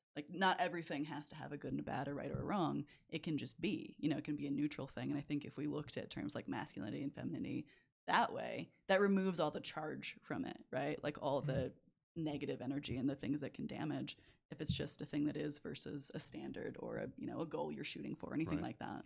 Well, there's also research that talks about for little kids and child development, where if you just kind of teach them good and bad, right and wrong, and that's it, that actually harms them. And so the research has kind of shown is you're able to teach kids specifically around emotions, right? If it's just, mommy or daddy, I hurt or I'm sad. Okay, I need more information. And so the research kind of shows that as you're able to kind of teach them and to be able to give them the voice and the verbiage to describe what they're feeling without just using just the traditional, there's a lot of things that are in there. And so giving them the ability to kind of explain the emotion, one, it helps them kind of think through it, process it. They have to think and dig, okay, what am I going through? So one, that's helpful. Two, to be able to articulate that to somebody else, especially when you're in pain. That's almost cathartic just in and of itself. And so it's really interesting, because that's something that I've used with my kids. And I can tell you, just reading the research is one thing, and then trying it out, it's that works. They can describe multiple levels of emotional states that they're in and be pretty specific. And one, it kind of helps me understand, but two, half the time they figured it out. If I hurt and I'm in pain and I don't know why, then it just kind of because you don't know what's going on, so in that sense, I think it's another good example of if you just kind of stick to the regular, things, it's not as helpful versus getting into some of the specific, emotional states and understanding what it is and being able to articulate that. Yeah, that's hard to do. Yes, but it is. start those kids young to do that. I think that's we all do. The rest of our lives is figure that stuff out, right? We've never arrived. Yeah, no. We're all figuring this out. Let's be honest. Glad we're not alone in that. Exactly, we're not alone. Allison, what do you think about the whole, masculinity, femininity? Are these terms that should be used, removed? What do you feel about that, especially working with teenage girls? I think language is so important, and I'm happy, I'm sad. I recently in a session did something called the iceberg. It's you put anger at the top because that's what everyone sees, right? You only see this, or you only see masculine, feminine. Say that's what everyone sees. But there's so much below it. The person wasn't actually angry. They really felt betrayed, or they felt annoyed, isolated, whatever it was. And I think when we think about femininity and masculinity, we so much have those traditional gender roles attached to them still, instead of having conversations of what does femininity mean to you? What does that look like for you as a woman or a male? what traits overlap and where does that go for you, and allowing these conversations to be had so we can teach people language about this is so important. And masculine doesn't necessarily just have to mean what it used to. So I think having language for how people are trying to present or identify is so important. I especially appreciate you both talking about feminine traits in men, because I have a lot of people who are like, I'm not feminine, I'm a man. Like, it's like, that's not a bad thing. Like, to have feminine traits does not make you less of a man or anything like that. Like, I have masculine traits, but I think it's like we hear femininity and we're like, oh, that makes me lesser of a man if I have these feminine traits. So finding a way for them to work together and blend is so important. And that kind of starts with these conversations about teaching young adults language around it, that you don't have to just be a masculine, manly man or a super girly, feminine woman. Like, they can blend together and work together, and there's so much in between. Yeah. I completely agree. Something you talked about with us pre-show was you had a discussion with a colleague, I think it was, about toxic femininity. Is that correct? Yeah, we did have that conversation because I think so often toxic masculinity comes up, and that's all we hear about. And it's kind of turned into a way to attack and just kind of make men the bad guys of a lot of stories. Yeah. But then no one is addressing that there's always an equal and opposite reaction. So what's going on with the women as well? It used to be, thank you. It used to be that they were so hyper dependent, and that's kind of what was looked at as toxic femininity, is being too dependent on your husband, needing him to do everything, and you just taking care of house and home. But now we've overcorrected so much that a lot of people are teaching our young girls and our young women that you don't need a man, you don't need a partner, because you can be hyper independent, which there's nothing wrong with wanting to be in a partnership. And I don't think teaching young women that we should be ashamed to want those things is the right way to go. And you talked about it. It's like the pendulum. It's either we're over here or we're over here. Like, why can't we meet in the middle and teach these young women that they are independent, they're intelligent, they can make their own money, but they can also have a really great partner in someone and rely on someone without thinking all men are bad and I'm too good of a woman to need a man or anything like that. Like, why have we weaponized, like you said, weaponized these roles and like what women can be and can't be? I think you said it perfectly with the want versus the need. Like, I think that's it right there. Yeah, like, I love my husband dearly. He's the greatest. You don't need him. Yeah. There's a lot of things. New T-shirt idea. Right? You Like, don't in need my him. heart- Just Taylor with that. In my in heart, a nice I suit. need him. But I do think like I am independent enough where if anything happened, I would be able to overcome a lot and be able to stand on my own 2 feet. And I think the same for him. But I want him. I want him in my life. And I want him as my pillar of strength in our relationship. And I'm not ashamed of that. I'm not ashamed of having a husband or a partner who I get to spend my life with, the good, the bad, the ugly, all of that. But do we need each other? We could probably walk away today and we'd be fine. Devastating, but fine.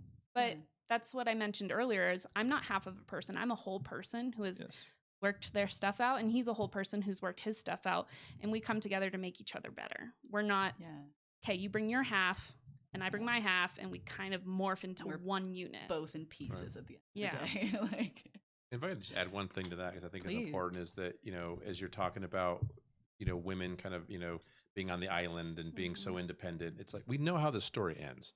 That's part of the issue that Taylor brought up, where you have men that are, I don't need anybody, I don't need anything, I don't need to connect emotionally, and they're hurting now. I think that's some of the stuff he brought up, is like, that's part of the reason, is that they're alone, or they feel alone, or they don't know how to emote, they don't know how to talk about stuff because we don't need anything, whatever. Again, I think that's the other thing of like, let's not make the same mistake twice in this sense. And again, it's how do we synthesize? How do we bring it together? Yeah, that loneliness I can touch on for women as well. It's, I am independent and I do not need a partner. I do not need a man in my life. But why are there no good men out there? Why is there only bad people or bad men or this? It's we've become so hyper independent that we aren't looking at people just as people who have flaws and great characteristics and all of that, complex human beings. And so we want like our cake and eat it too. Like we want to be hyper independent, but why is there no good men coming to talk to me? And it can be very scary. I've heard from a lot of young males about the fear of talking to women, and I don't think we're that scary, but I can imagine if I'm not the one who has to go up to a male and be like, hey, I think you're cute. You want to go on a date or something? I've never had to face that fear of rejection. Right. I've not. And so I do think women, in some ways, if we are so hyper independent that we become cruel, that we're kind of just working against ourselves. We want men, but we're too independent for men. So it's just a really weird situation.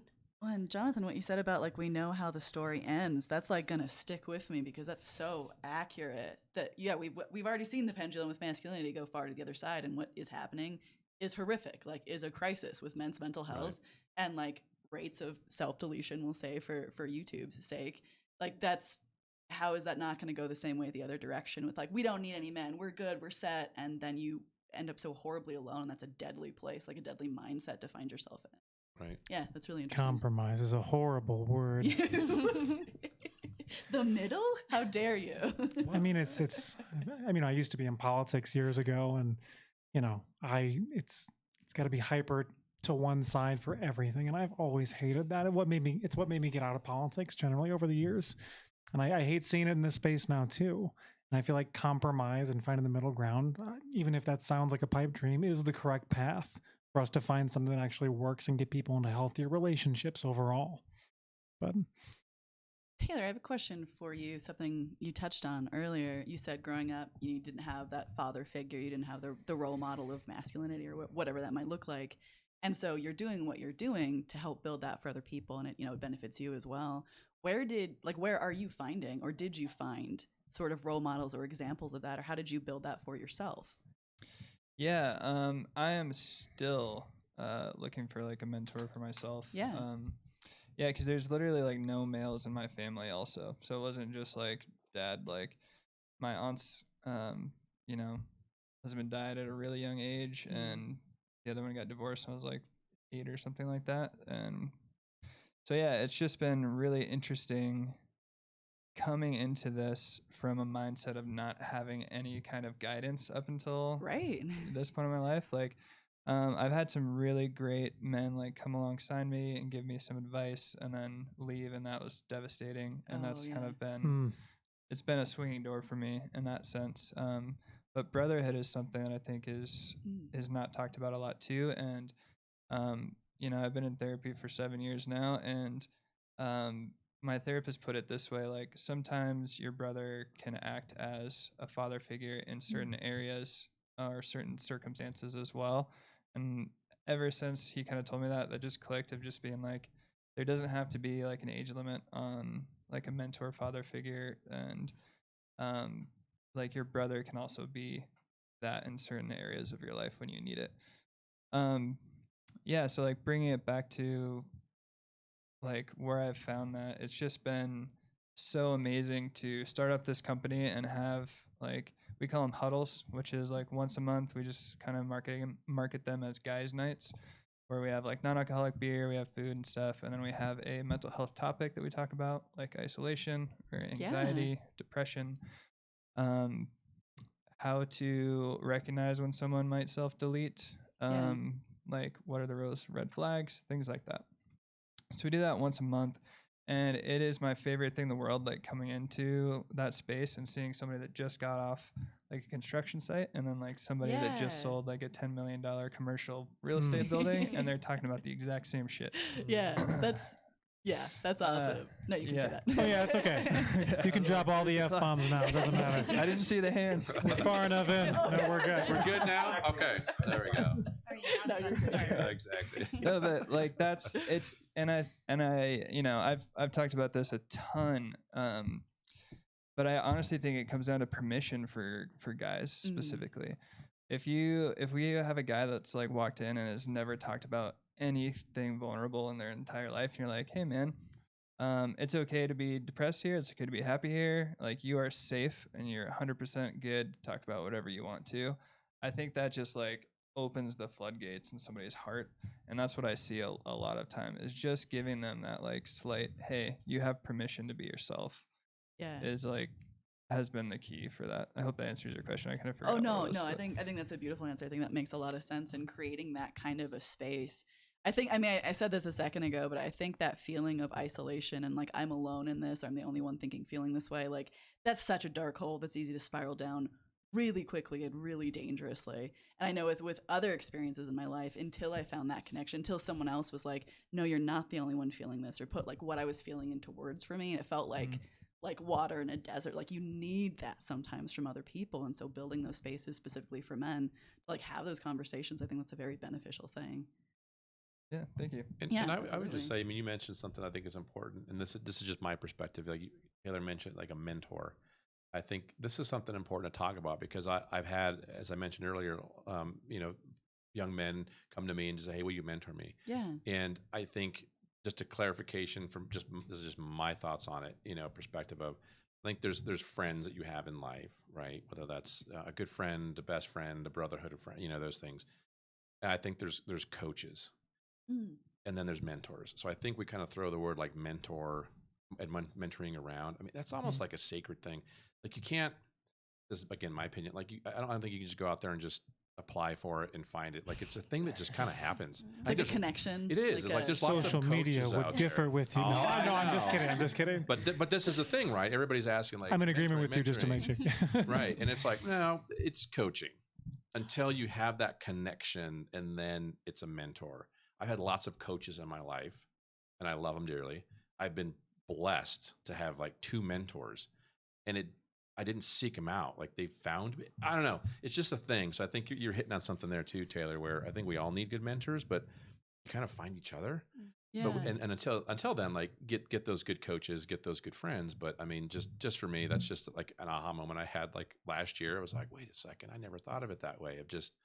They found me. Yeah. I was searching, but when you kind of stop looking, then they find, it's kind it's of like that the stuff. age-old, like Yeah. people always say. Yeah. Yeah. Interesting. That makes sense. I don't think I've probably had people who served in mentor roles, but that makes sense. It's not something you're going to Google, like mentor, Colorado Springs, enter, and find someone who fills that role. Kind of want to do that right now. Yeah. Who's out there? Who can we find? We'll have them on the podcast. There you go. I'm kind of curious. I'm going to take the conversation in a different direction right now. How important is commonality with your partner for long-term relationship success? Having things in common, things that you do, qualities of character. I'm curious what importance you place on commonality with your partner. Like I basically, like, you've heard like opposites attract. Is that actually what you think? Or would it be more like, you have to have a decent number of things in common for X, Y, and Z? I'm curious. Anyone can jump I in. can go. I think it's important, but I don't think it's the end all be all. Because when my husband and I first got together, we were both super adventurous and just climbing mountains, doing all these crazy adventure sports. And that's really what like excited us about being together. Over time, I've leaned more into education and my career, and my husband is a serial hobbyist. Like, he loves all adventure sports, intense things that are terrifying. Like what? He likes to do like split boarding, which What is split boarding? Whoa. I'm gonna tell you, is and then that skis? everyone's gonna do it. Yeah. Wait, what is it called? Yeah, I know. So it's a snowboard that essentially what he does is he goes on a snowboard, snaps it in half, opens, goes up a mountain, like Oh, dear tall God. mountains Okay. in like some of the big passes in the state. Uh-huh. And then he clips it back together and snowboards down. Wow. I'm not interested. Like, like when he leaves at 2 a.m., I'm like, have fun. I'm loving being able to stay in bed. But he loves those adventure sports. And we have had some like friction where we're like, hey, I'm not as adventurous anymore, like quote unquote adventurous. And so I feel guilty, but also he's just taken his game to a whole nother level. And so it connected us in the beginning, but now I get to watch and say, hey, that is not my thing, but I love it for you and I'm happy for you. And for me, education and mental health and being a therapist is so important to me that he's like, I don't get it at all, but I love you for it. And I'm so happy to hear about your hobbies and what you love. We still do a lot of more low-key things together, Yeah. like disc golfing. That's Right. Oh, very, yeah, that's very Who nice. doesn't risk- love a good disc golf? Right. It's very chill. Like we like to hike and do stuff like that, but it brought us together. But then we've kind of like, again, changed as people over our relationship and marriage that now we are just like each other's biggest cheerleader. Like we don't have to be the same That's person. awesome. We're not the same person. I'm like, that's great for you. And he's like, that's great for you. And it works and it's great. I think the support element of what you said is super important, and that's Yeah. something that I've realized, I think, especially in the last like few months to a year, that like you don't have to be doing the same things, but having someone who's like, that's awesome, or like, love that for you, I'll be Yeah. here when you get back, who's engaged to like listen to you and Mhm. honor the fact that it means something to you, but they don't have to love it too. Yeah. Like, yeah, you don't have to be doing the same Oh, yeah. things. Like a quick story. Please. You guys have all seen like a river runs through it, or Yes. Oh, yes. yeah. So seen those movies where people are fly fishing and Taylor's it's like, "No, so have not." peaceful. Oh, it looks beautiful. It looks beautiful. On So camera. I've fantasized about fly fishing for years. Just been like, wow, this looks amazing. It looks so stress relieving and all this. And It's pretty hard, isn't it? it is. It is Okay, pretty hard. like- I casually dropped hints like, I think I'd like to get into this, but I didn't really have a mentor, a guide, anything like that. Didn't want to spend hundreds and hundreds of dollars. And so it was his turn to plan a date. And he's like, I got a great surprise for you. And he brought me to Anglers Covey for a free fly fishing class. Sweet. And yeah, and I was like, this is so rad. Like I was stoked. But I'm listening and I see him over there and he's like typing notes. He's like, what was that? What did he say? What pole? And he's like writing down everything. He's like, and then after he's like, okay, I wrote down everything. So you know what kind of gear, where to go. And now he fly fishes with me. Cause originally he was like, I think it's boring because it's not skiing down a mountain. But now he does it with me and we found it together. And it's so cool to have him show interest in my hobbies that are way more laid back. I love so I thought that was really cool. He couldn't care less about fly fishing at the time, but he's like, I know my wife would love this. So Yes. I'm going to take her there and support her in that. So Sorry, random question to chat. Did our quality just drop like a crazy amount? It looks like all of a sudden we're being filmed on a potato, and I don't know Oh, why. no. Wait, yours Oh, looks yes, fine. the potato film. Well, set. yours looks fine. I think we're good, actually. Okay, think it I might was be just double catching up. Forget my potato comment. It just looked weird. I was We like, should have a potato on set that we hold up. Oh, Like, sorry, Virgil. Well, Jonathan, you've been married for 20 years, right? Yeah. How important do you Bravo. think having you. those commonalities, like Aaron asked about? Yeah, are? I think there's a lot of stuff that you hit on, and I agree with it. I mean, but again, I think it is about if you're into all the same things, you do all the same things together. I mean, that's when you just kind of smother each other, right? I think Mine's a you have good to have point. your own Mhm. things. But I think here for me is like the caveat, and it goes both ways for me and my wife, is that, you know, if I'm going to go out and play golf and hang out with my friends doing golf, like she's tried golf, we've done it together. She didn't like it, and that's fine. But if I'm going every single weekend and playing a full 18 and I'm away from her, away from the kids, and it's expensive, that's not helpful, right? Or if her thing was, well, I'm going to go travel Europe because I love Europe. It's like, hobbies. can I come too? Yeah. So I think there's some of that in there where you got to have your separate things that you do on your own, and I think it's healthy. And then there's other things that she's gotten into, and I'm like, well, that's kind of interesting. Can I try it? Some of them I like, some of them I don't. So again, like doing things together, you know, they're quick and easier, fun, bigger things too. But then also the big things that I want to do, if I want to do it and it's going to be away from my family or it's going to be really expensive and I'm not being inclusive, that's going to be a problem.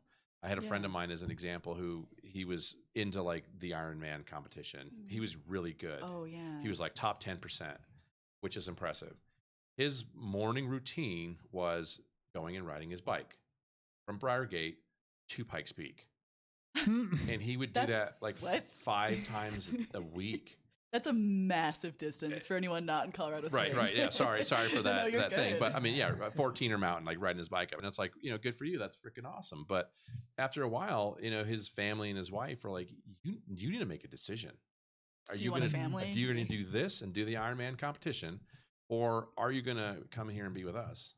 And he made the decision, and it was, I'm dropping out of Ironman. But he was conflicted. Like we talked about it. And so it's that kind of stuff too, where I think it does kind of depend on what is the task and what is it. But I think overall, you know, you got to do things together. Different interests are good because, again, I've picked up new things. Some she likes, some she doesn't, but she appreciates, you know, my stuff. Same thing with hers. There's some things that she does. Like, that's cool. I never thought about that. My kids, That's phenomenal. My kids are into all kinds of things, and they pull you in. Yeah. So like my Yeah. kids are just right now, we're in that mode of they're teaching me about all kinds of things. I'm doing all kinds of stuff and playing video games like I never thought I'd be playing. It's like having those, and it's awesome. And caring about it. But you gotta be open to it. And again, it's not just about me. It's about here's what I like, here's what I do, but let's do other things with the family. Here's family stuff. Here's me and my wife's stuff. So it is complex, and you got to kind of juggle it. But I think you also got to work through it, talk through it, and really be aware that there might be some of those things where if you spend too much time away from, it could come back at you. Yeah, that makes a lot of sense. And I think that choosing to show interest, even if you weren't like initially interested, like your husband taking all the notes, I think that's so sweet, the fly fishing, because it's like, that's so clear that he like loves and cares about you and is like, I want to take the notes so maybe you can stay more engaged in the class or whatever it is. I feel like it's a gift to the other person. Yeah. Honestly, though. Yeah, it's like the low-key things that I'm like, dang, that's like, so hey. sweet. Thank you. Yeah. All right, I've got another question. Taylor, did you want to answer that Oh question yeah, sorry, first? my bad, Taylor. You're good. Go ahead, man. Yeah, I'll go through it fast for you. No, take your time. We got time. Sometimes I lose track. Yeah. I think for someone that's in the dating scene, like thinking about this kind of question, I think that there are like deal breaker must have commonalities, like your philosophy on certain things, like the big topics, right? Like religion or like how we're going to raise our kids, or like big topics. You need to have those commonalities, and that needs to be discussed, I think, fairly soon also. I think everybody touched on it perfectly, which was it's really awesome to have some micro things that you do, like playing Pokemon or watching anime or something like that. Like somebody just getting into that with you is awesome. But being like the supporter of just like, hey, you haven't done this in a while. Like you haven't watched One Piece in a while, bro. And I know that you love that, so you should probably sit your ass down and watch it. Like that kind of stuff is the best. And like that's something that I feel like is really important for me and a partner. Do you like dogs or do you like cats? Neither. I like so both. Did you say neither? I like Or animals. neither. Oh. See, I'm a big anime fan too. My You wife like puts up dogs? with it, and occasionally she'll jump and watch some like Miyazaki films with me. I'm like, oh, okay, we Nice. can find something. I'm like, awesome, be fantastic. I'm going to jump into the next question here. So this is kind of like a standard across the board question for most dating podcasts, which is who should pay on the first date? Feel free to take your time or jump in whenever. I feel, I think it's kind of like what we talked about with the engagement thing. Like we have these expectations as women that men should pay. Like we have that idea, but is that actually what we want? Is that actually what we really care about? Is that what we value? Not really. So I think, and I think I saw this on the first podcast, I agree completely. I usually frame it around like who asked the person, or I'm totally okay with splitting it because, I mean, things are expensive. It's like, why not? Like, you're in this together. It's not a, like, I don't know. You're not courting me in the traditional sense where you need to pay for everything. Like, I really think that it's totally dependent, but I do not believe in the stereotype that men should always have to pay. You said courted in the traditional sense. What does that mean to you? So it means I just watched Little Women today as Oh, well. fantastic. So that's why. So like really old school the courting. newest one. Okay. I've seen Was all the Emma other ones. Watson in that one? Yeah, The she's newest in a one? role you wouldn't expect. She was the one who got married first. Yeah. The least. Very interesting. Mm. Like courting, like going to your parents' houses, sitting in like a room together, In and the parlor. like that's way back. But like I think my parents, and it was like you have to pay for everything. You have to bring flowers. You have to open the door. You have to do all these things that are traditional masculine traits. And I just don't think that's very realistic. And I think that we are definitely much more of a like equal standing, whereas in Little Women, they talk about marriage as like an economic proposition, where it very much is. Like, it's like this woman has to decide, does she want to marry for love or does she want to marry someone? Dowry. Yeah, for that dowry. That financial security. All right. Marry for the financial security. Bring back dowry. Protect everyone. Another great shirt. Oh my gosh. New t-shirt idea. Bring back down. Oh yeah. No, that would be So I think that back then it was more about like your smart choice. Yeah. Whereas now, like, we're much more equal, which is amazing. Like, we get to choose what we want, not based only like what we need. And like a guy who always pays for me, like say we go out and he pays for me, always brings flowers always does like those traditional things. That's nice. I don't necessarily think it would stand out in my mind as being like, that's it. guy. That's the Right. guy. Right. Like, and if my husband didn't do those things, I don't think I'd be like deal breaker. Right. Like, that's not going to work for me. Like, I look for different traits now. And I think because it's not as much an economic proposition, we're allowed to have that freedom to look for those different traits of things we actually care about versus financial promises. What are some of the traits that you're discussing? Like the ones that mean something to you? Oh my gosh, my I husband know. is so funny. And it like drives me nuts. But it's like when I'm mad, he's just like will look at me and like just like weirdly saunter over, and I'll laugh, and then I'll be mad because I'm like, I want to be mad, but you're just really funny. So I think sense of humor is huge. Like someone who can make my life more fun. And he has always done that. He always makes me laugh. He doesn't take himself too seriously. But at the end of the day, if I was in the hospital or anything like that, he's consistent. He's solid, loyal, and consistent. And I never have to worry about like his intentions or anything. He's just solid. And I love that. Like I care way more about knowing I can count on him as a person than I do him paying for me every single date. This is a super random question. Yeah. I swear it's, well, okay. So how tall is your husband? Why? You don't have to answer it. So I'm just, so the reason why I ask, I'll give you the background. Yeah. You don't have to answer this if you don't want to. No, I will. No worries. I will. I'm just curious. The reason why I ask is height is something that a lot of like the antithesis of what we're doing here generally talks about, that women require someone that is significantly taller than them, or like, you know, minimum 6 foot tall. Yeah. And I was just randomly curious how tall your husband was. Yeah, my husband is 5'9". Okay. I always tell How tall everyone are you? He's 5'7". How tall are you? I'm 5'5". Okay. So not that much different. Like we're very like similar. But no, I think it's funny because like whenever he's like, yeah, I'm 5'9", I'm like, you're 5'3". Like you're like, because he is a shorter guy, but like that him being shorter does not affect my view on him as a masculine man. If he was shorter than you, would that have been a deal breaker? Not for me, for my sister. I hope she's not Okay. listening. But yeah, that Like is something frantically looking through the yeah. chat. Hop off. That's something that was always very important to her. And I'm not exactly sure why. But I think it kind of goes around also like weight, like not necessarily for her, but for me, I struggled a lot because my husband is like, he's got like a marathoner's body. Like he's not super tall, but he's like really lean. Whereas I'm like curvier and thicker and I'm short too. So it's like that.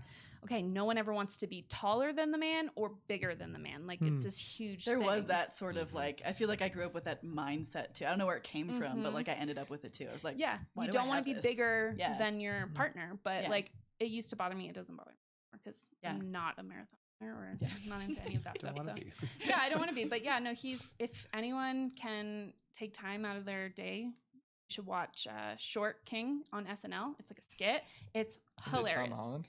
No, it's I don't know his name, but it is absolutely hilarious. And he talks about like short kings and everything. And he's so sassy, and he talks about like what shorter men have had to do to stay afloat and stuff. It's just really funny. So I always call him a short king. Like Short King's Anthem by Black Bear, and there's a song too. It's a good song. It's amazing. Yeah. I had a thought. This is away from what we just went down. Oh, it's all good. Feel free. What do you think that in terms of like paying for the meal and like how that's, you know, what we're discussing? What do you think about like masculinity versus being like a gentleman? Do you think those two have to be like married together, or do you think that like it's because if it's the first date, like sometimes like I want to do pretty much all the things you mentioned. Like I want to hold the door open, I want to pull the chair out and push it in. But because those kind of practices are important to me for myself. Yeah. Instead of like trying to, you know. Yeah, and I think that's like a really great question because I think it's this thing like we're told, hey, only date a gentleman, only date, and a gentleman means this.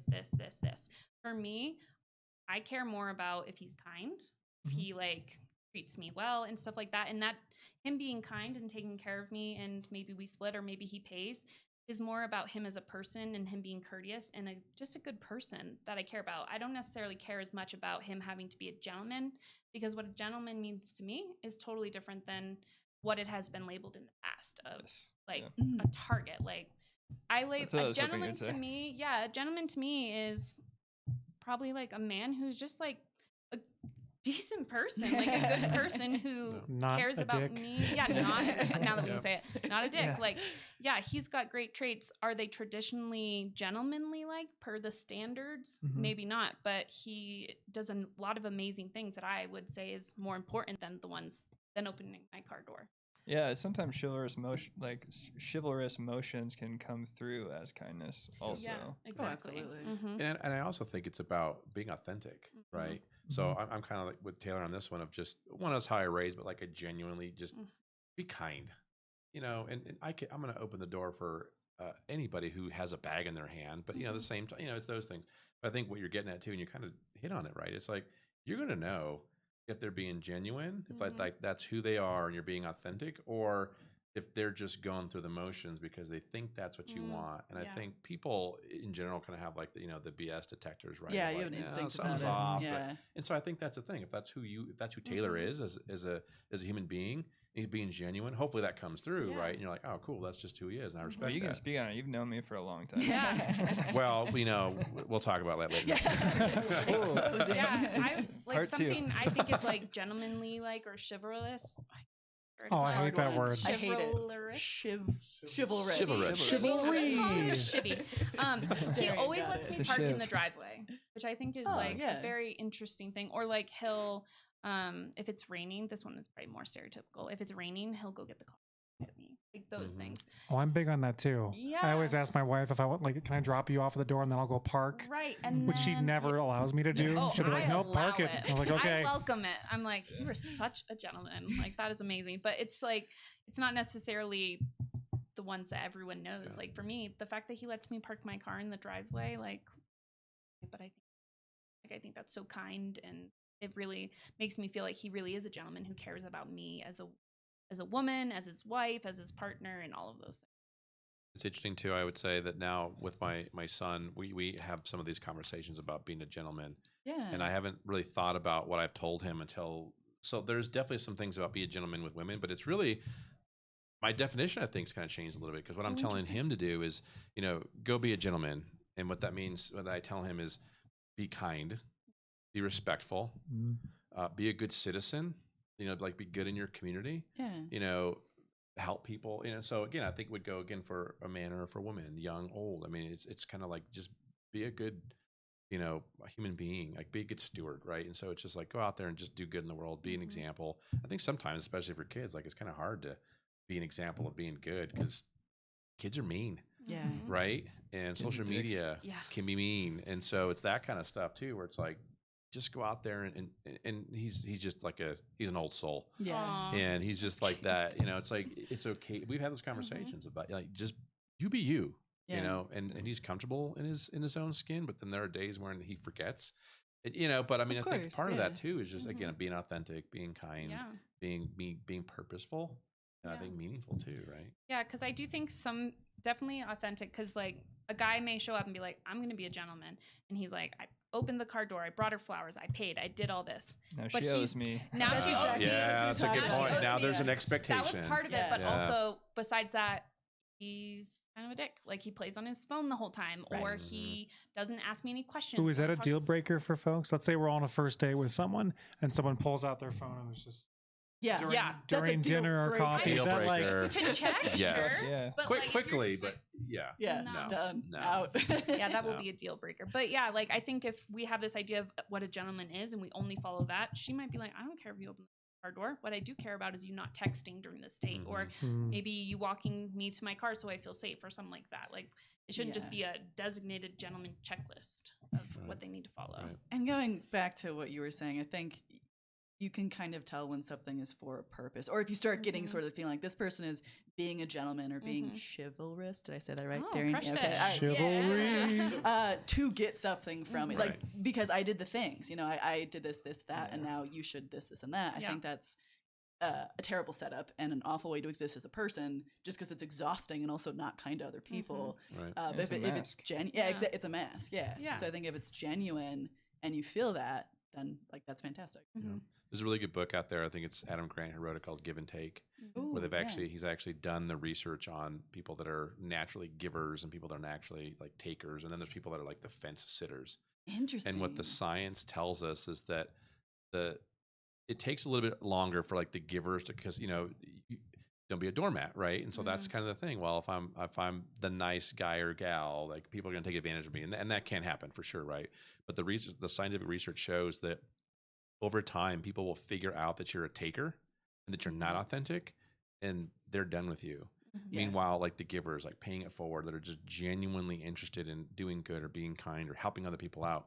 Like it takes a little while to kind of ramp up, but then it just kind of ramps up to this massive level where people trust you and they help you and they want to give back to you and they're there to support you when they need it. So it's just interesting, I think, with this conversation of there's like scientific data right now that talks about like they've done this research of like, is it wise to be sneaky? You might be smart and you'll get ahead for a little while, is what the research says, but then eventually people figure it out and then you're done.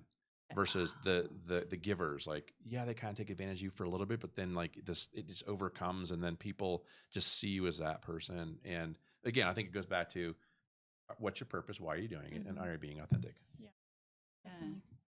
Yeah, that makes a lot of Is sneaky another word for manipulation? Yes. Absolutely. well, and I kind of feel like, I mean, the phrase like nice guys finish last popped into my head just because I've been so involved in like listening to this space for a while. And I feel like that saying itself is sort of indicative of like, I did the thing, now give me the thing. I was nice. Now like I was just about to say, I feel like nice guy is such a charged term. oh yeah, it's not a great these term days. anymore, but like I feel like how it came about. I've never entitlement. met an Yeah. actual, genuine, authentic, nice guy who said, I guess nice guys finish last. Like, you're not a nice guy if you think you're entitled to anything. Right. Like, right. if that's your motto in life. It's a motive. Yeah. Yeah. I used to like really suffer from like nice guyism. Like when I was, I think of like high school age, I used to be like, man, so many people would be so lucky to be with me. And like, man, did I need that to get like beaten out of me essentially to like figure out that like, oh, not everyone's going to like me. That's perfectly fine. Like, I'm perfect for some people and not others. And it just took me way too long when I was in high school to figure that out. Yeah, and I do think nice, like genuinely nice guys, like you, I don't know you very well, but you seem like an authentic person. Thank you. You're welcome. I'm trying. I've known him They for like I'm 5 trying, years. Joe. We'll talk about that later too. Okay. She's throwing me under the bus. Life of Palos, Like a whole separate exposed. episode. No. No, I feel like individuals like that who are genuinely kind and authentic, maybe they weren't so lucky when they were 18 or anything because the girls were looking for certain something, but then they find the person who actually deserves their kindness and their authenticity, and then they get married and they have a great life together. Yeah. Like, I mean, if you're just trying to do it to get with someone, they're going to find out eventually that you're not really a nice guy. So I think the nice people who are just good people in life end up happier than the people who feel like they're entitled to it. Mhm. Sure. I'll have to. All right, I'll roll pass it it across. down. Aaron, do you need Oh, I do. Yeah. No. I do need more water. our, Oh, thank Darian you, and our off-screen and our person. guests. My hero for the day. Thank They you. want to make sure we're hydrated. How lovely. We'll pass it through. No, we're good. Okay, I've got an interesting question. Oh, wait, maybe I'll just ask Joe for right now. All right, go for it. And eventually, Allie, when you get back, question for you two later. Is it a good thing to get flowers on a date? Okay, What number? Yeah. I would say it depends on which date it is, right? Number one, first date. I hate saying this out loud. I think my initial reaction would be to be uncomfortable. It would depend on like how it was delivered, right? Because that can often A be single something. white rose. A single white rose. I mean, that'd be okay. But I think that's often indicative of like, now give me something in return. Like there's sort of a discomfort of you don't even know me, you don't know what I like or I don't like. Like I would never be mean about it, right? But internally I'd be like, So it's weird. Is this genuine or is this like something that someone's trying to do for a purpose? Aside from like, do something nice. And I feel like I shouldn't say that on air, even though I just did, because I think bringing flowers to a date is like a really sweet gesture. But I It think does feel a in little my antiquated, I experience, think. there are people who use that to try to take things from you. And so I'm always cautious with that. That is an interesting question. Is that why you like to pay for dates as well? Yeah, Like, if I can. I mean, I think I've been in situations where like someone insisted on paying for a date because they wanted something from me. Like, don't love that. Absolutely How hate often that. do you get that feeling when someone is like very insistent on paying or brings you? I mean, how many was, times have like, people brought you flowers? No one's ever brought me flowers. Oh, okay. You're gonna get like 20 bouquets tomorrow. Right. God, that's- Somebody send like the flower emote. There's gonna be a flower emote as a super chat. Flowers also aren't my thing. Like, genuinely, they aren't. What about like chocolates? What about Would that be chicken even nuggets? weirder if it was like out of, like February? Well, you know what's funny is my dad would always get me like flowers and chocolate on Valentine's Day, so I do sort of have like a positive association there. Okay, Yeah, so flowers is a no. for me personally, and only me. I think I would just be on guard a little bit of like, cool, I'll keep going and see where this leads. Would you tell other young men not to bring flowers? To a first, I think it really depends on how well you know the person. Like if you know anything about their background or like what makes them tick. I don't know that I have great advice on that. I'd probably be hesitant with it. I'd probably maybe like more of a neutral ground where you both show up with just yourselves and your personalities and see where it goes. Go Splitsville on the check, maybe. Not necessarily. Like I have no problem with Do the dance someone- where Yeah. you're like, oh no, I got I this. hate the dance. I kind of, I mean, I love paying for people and for me, but I pay for everybody. I love paying for friends, and Yeah. like whatever. I think that's a really good. What would you say about the flowers thing? I would tell men not to bring flowers. I would. I think also, yeah. Go ahead. Go ahead. I see nods like out of my On the periphery. first date?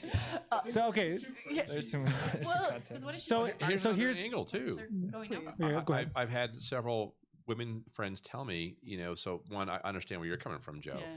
The other thing, and I hadn't thought about this either, and I've heard this now several times over the last couple of years, is that no, don't bring flowers because one, you killed this beautiful thing, and I'm like, I hadn't thought about that.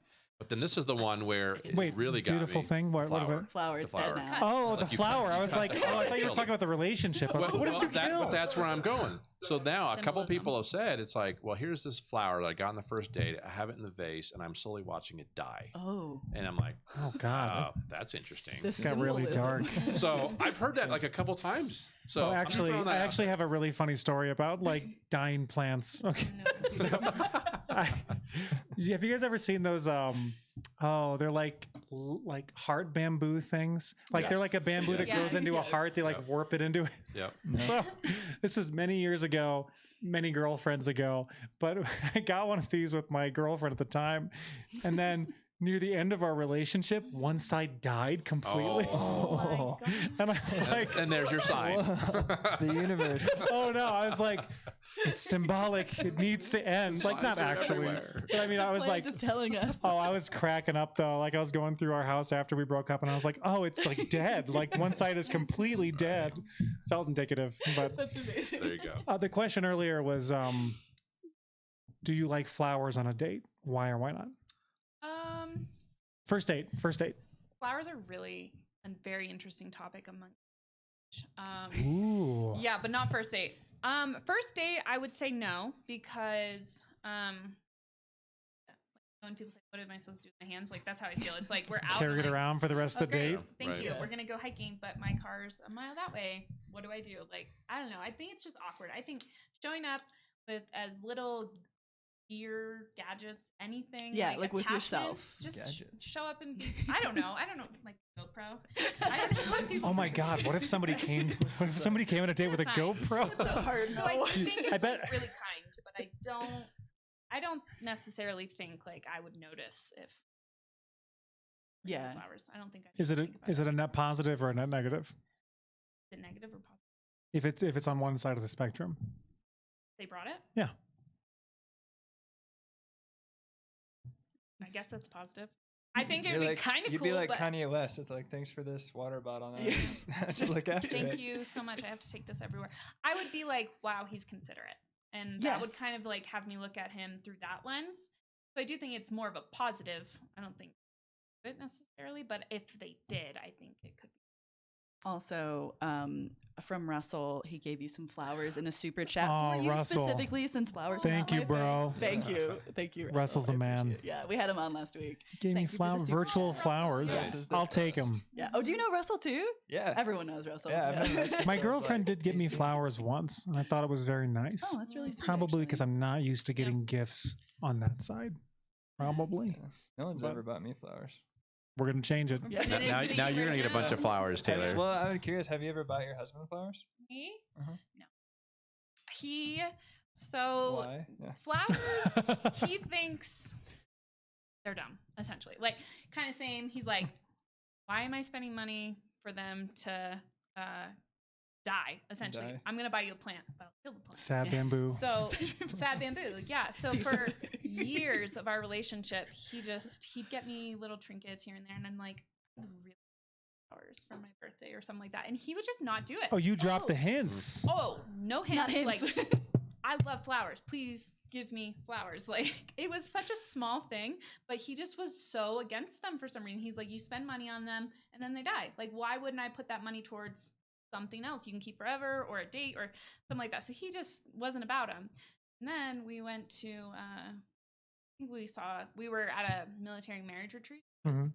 super fun, and a whole story of how we thought it was like a free vacation, but it wasn't. Like, we were like, yay, we get to go on this trip, but it was a lot of therapy. It's like work. Yeah, so we talked about the flowers thing, and he's just like, I just don't get it. And then the therapist was finally like, you don't have to get it. Yeah. The fact that she likes it, Buy the flowers, buy bro. the flowers. And I think after almost 10 years together, it was less about the flowers and the fact that he just was so stubborn and wouldn't do it. Like, I was like, Yeah. I'm telling you, I'm giving you the golden key Yeah. to what I want. This is And you're exactly like, what's gonna make me happy. No. Take the hint. Yeah, he's like, I'm not interested. But then now he does get me flowers, and well, not in like I'm gonna order you a bouquet. It's every time we go grocery shopping, takes out flowers. Oh, for that's me. actually kind of That's amazing. cute. That's some real growth. Right. I love It's huge growth for him, and I'm so proud of him. But until the flowers die. no, No, I I'm just love kidding, them. I'm kidding, I'm just kidding. I get flowers every week because I just like to put them on my table, and I think they're beautiful. Like, I love that. I think it's beautiful. I know it's not practical, but I like it. So I didn't understand why he was so against it. But now he's come around.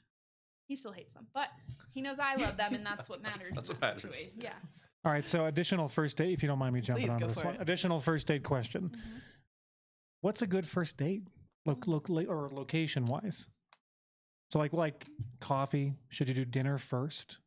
I'm curious what you think the optimal first date is if you were giving advice to like the collective of the planet right now, or at least the US. Wow. It's I know, all on right? you, Allison. I would say a hike, like anything Ah. active Yep. for me, or a walk Ooh. or something like that, because it's kind of like why I love being like an experiential therapist is because I get to take my clients on hikes and stuff like that, because that's where real conversations happen, is when you're engaged in something fun and stuff like that. But if you are sitting here and he's sitting there, it's much more pressure to think of topics, and it's less authentic, I think. So if you go on a hike and you get to go on a walk, you get to talk about the or what you're seeing. So I would say something hike or something active in that, not a 5K. Like, Oh God. Oh my God. If somebody made me do a 5K for Yeah. a first date, it's like those memes Wow. when they're like, Holy I'm married into cow. a 5K family Like, on like oh God. Thanksgiving. my Yeah. wife is training for a marathon right now. It's amazing. I'm gonna go support her at the marathon.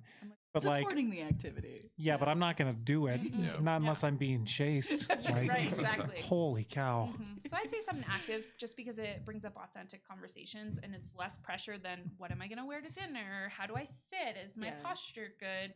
Who pays? Like, there's too much. Like, a free activity is Oh. always nice too, because then you don't even have to have the, oh, I got it. The no, I got awkward- it kind of Pace. thing. The dance. The dance. I actually really like that. Yeah. I feel like coffee seems like a really decent idea. It's low risk. Mhm. Like you can leave early, kind of like, Mhm. you're not stuck into dinner for the like next hour and a half or whatever. 6 course Feels less meal. intimate. You could fit it in the middle of the day. I got two. Yeah, I got an answer and then a question. I'm ready. Okay. Or we're both ready. I'm speaking for Joe. So is your question like specific about one person setting up the date? And that's like, because to me, so here's my Oh, answer to yeah. that, of why I'm asking that, is I feel like the first date should be collaborative. Just like, Oh yeah, no, I would agree. like, hey, like what do you want to do? Do you want to do dinner? Do you want to do coffee? if you're like, Give some options. yeah, just throw some options out there. Yeah. Do you want to do a 5K? Yeah.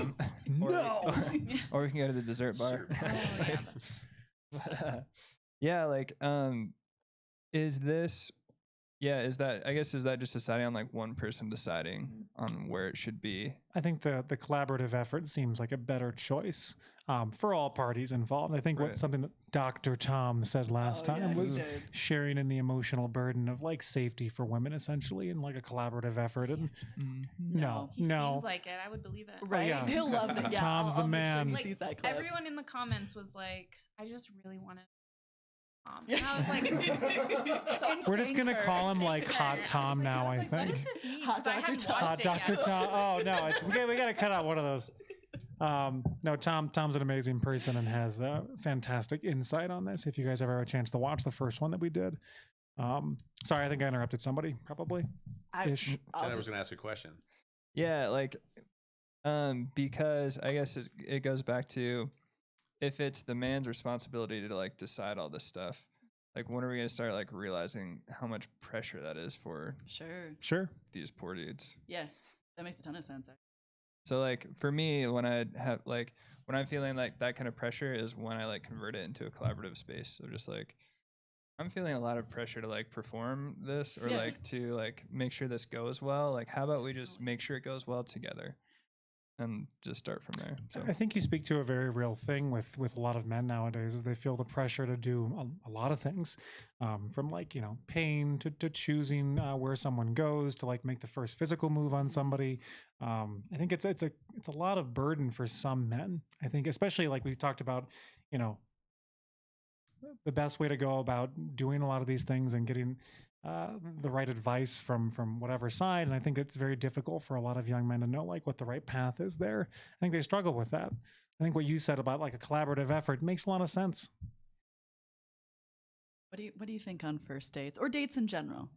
I mean, I think it is more collaborative, and you know, I think it depends on where you're at too. So I think here in Colorado, I mean, for me personally, it's like, yeah, the hike, it's awesome. Some people might not be comfortable with that. It's like, wait, I just met you. We're Like going to go alone in the wilderness? into the woods, right? Public place. Yeah, you live in the city, or you know. Yeah. So I think some of it can be cultural. Yeah. Like some of it can be contextual in terms of like the environment that you're in. But I do think that in this kind of day and age, to Taylor's point, it's like you can ask. And I think, you know, Taylor is showing the ability and being authentic of, you know what, I'm feeling like a lot of pressure about this. I think that for some people is going to be refreshing. Some people might not. They might be shocked. Wait, what? You're being honest with me from the get-go? Yeah. Which again, I think tells you a lot of information. I mean, for me, and to be perfectly transparent, like from a psychology standpoint, like I just can't help myself. I don't know if you're the same way, like reading into things. Sometimes it's good, sometimes it's too much. But it's like, ooh, give me more information and data, and let's talk about this. And exactly. It's like, tell me more. how does that make you feel? They're like, why Yeah, why exactly. why are they asking so many? Right. Too many questions. Can I have Right. you sit up a little bit? Yeah. So Thank it's you so like- much. it's I'm so like- sorry. That's okay. I Give didn't me want more that information. anyways. So I think it is some of that stuff too. It's like you are trying to kind of feel each other out. You're trying to get information, and so just paying attention. But I think also being respectful. Yeah. I really think that at the end of the day, what I do like about what I see and kind of hear in terms of how people kind of go and approach this is that there is more authenticity to this versus here's the role, here's the rules, and this is how you do it. And I remember having to do that, and Right. it sucked. Yeah. Because it's like, this doesn't make sense or it doesn't fit in this scenario, but I'm supposed to do it this way. And this is the expectation. Mhm. It was just, I don't know. It wasn't fun. To Taylor's point, like it's super stressful sometimes. Yeah. So yeah, I mean, I think it's better now that people can actually have a conversation. They have different options. They can do things differently. And I think the other thing that's interesting too, is that, you know, from the standpoint of in the past, you'd go and you were limited by the people that you could meet based on where you would be.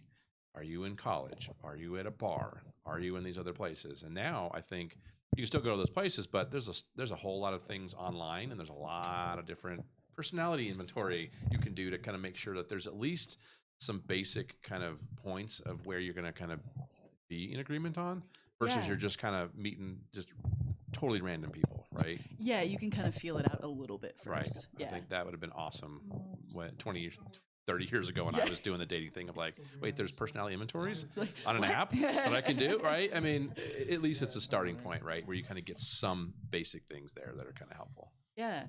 That that brings up a question I wanted to ask you, because when you were dating your wife, social media wasn't really a thing. Is that correct? Correct. Yeah. Yeah. Do you think that social media or that dating apps have ruined dating? I mean, honestly, it's a really, really good question. And there's two parts to this, because I remember when it first came out, for me personally, it was like, oh, this is horrible, right? It's like, this is totally going to This is ruin the it. end. Yeah, it's the spontaneity. It's the universe bringing you together, that kind of stuff. And then I think as those tools have become more sophisticated, and I think a lot more accurate, because again, from a psychologist standpoint of knowing some of the data and some of the things that go into those tools, they can be pretty accurate. And I do think that can be really, really helpful, where you have a starting point. I think if you just, oh, this is it. I'm going to the site and this is my soulmate. Like, I don't know about that, but to really kind of help, at least kind of guide you in a direction and kind of match people where you're going to start out with some solid ground. I think that makes some sense. You still got to do the work. Yeah. You still got to put forth the effort. You still got to be authentic and have your shit together. But I think it does kind of help some of that stuff. And for somebody like me, as I grew up, so I grew up extremely introverted. Still an introvert. Own it proudly. Could have fooled me. Had to overcome, right? Yeah. But I mean, to be an introvert and to have to do that kind of stuff, like that was just not something I was good at. Wasn't comfortable at it. And so for my introverted friends out there, to be able to have some of those tools out there, that's awesome. It's way easier for introverts to be able to do that and to meet, because they're not going to be comfortable going out into the public and just, hey, how's it going? What do you say? What do you do? I mean, I have a million questions. I'm just not going to go.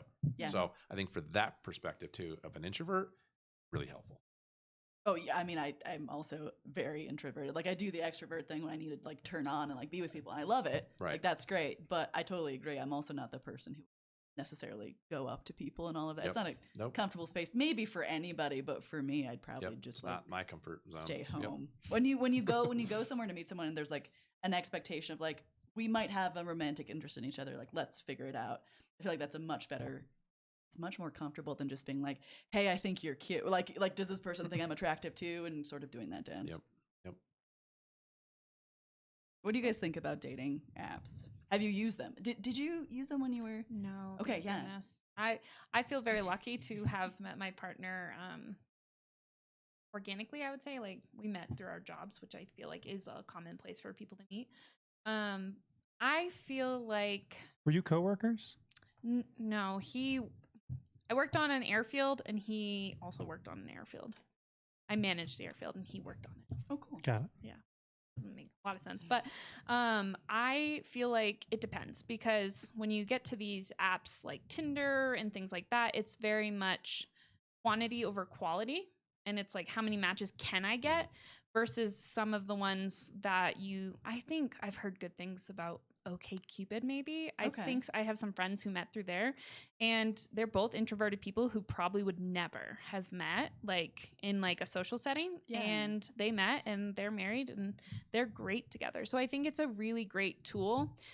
But if it's used in a way that's just like, I'm going to put the best taglines on my profile, the best pictures, the pictures where I'm the most attractive, and someone literally gets to decide if they're interested like this, like, I think that is destructive and interesting for men and women, because women are like wanting to meet hopefully quality partners, and it's a lot of like cold messaging from men who are less than desirable partners and sometimes just sexually harassing and stuff like that. Yeah, there's definitely that. Whereas men, it's like they feel unless they are part of this 1% or this specific group, they can't even break through to these women because they're being so bombarded with messages.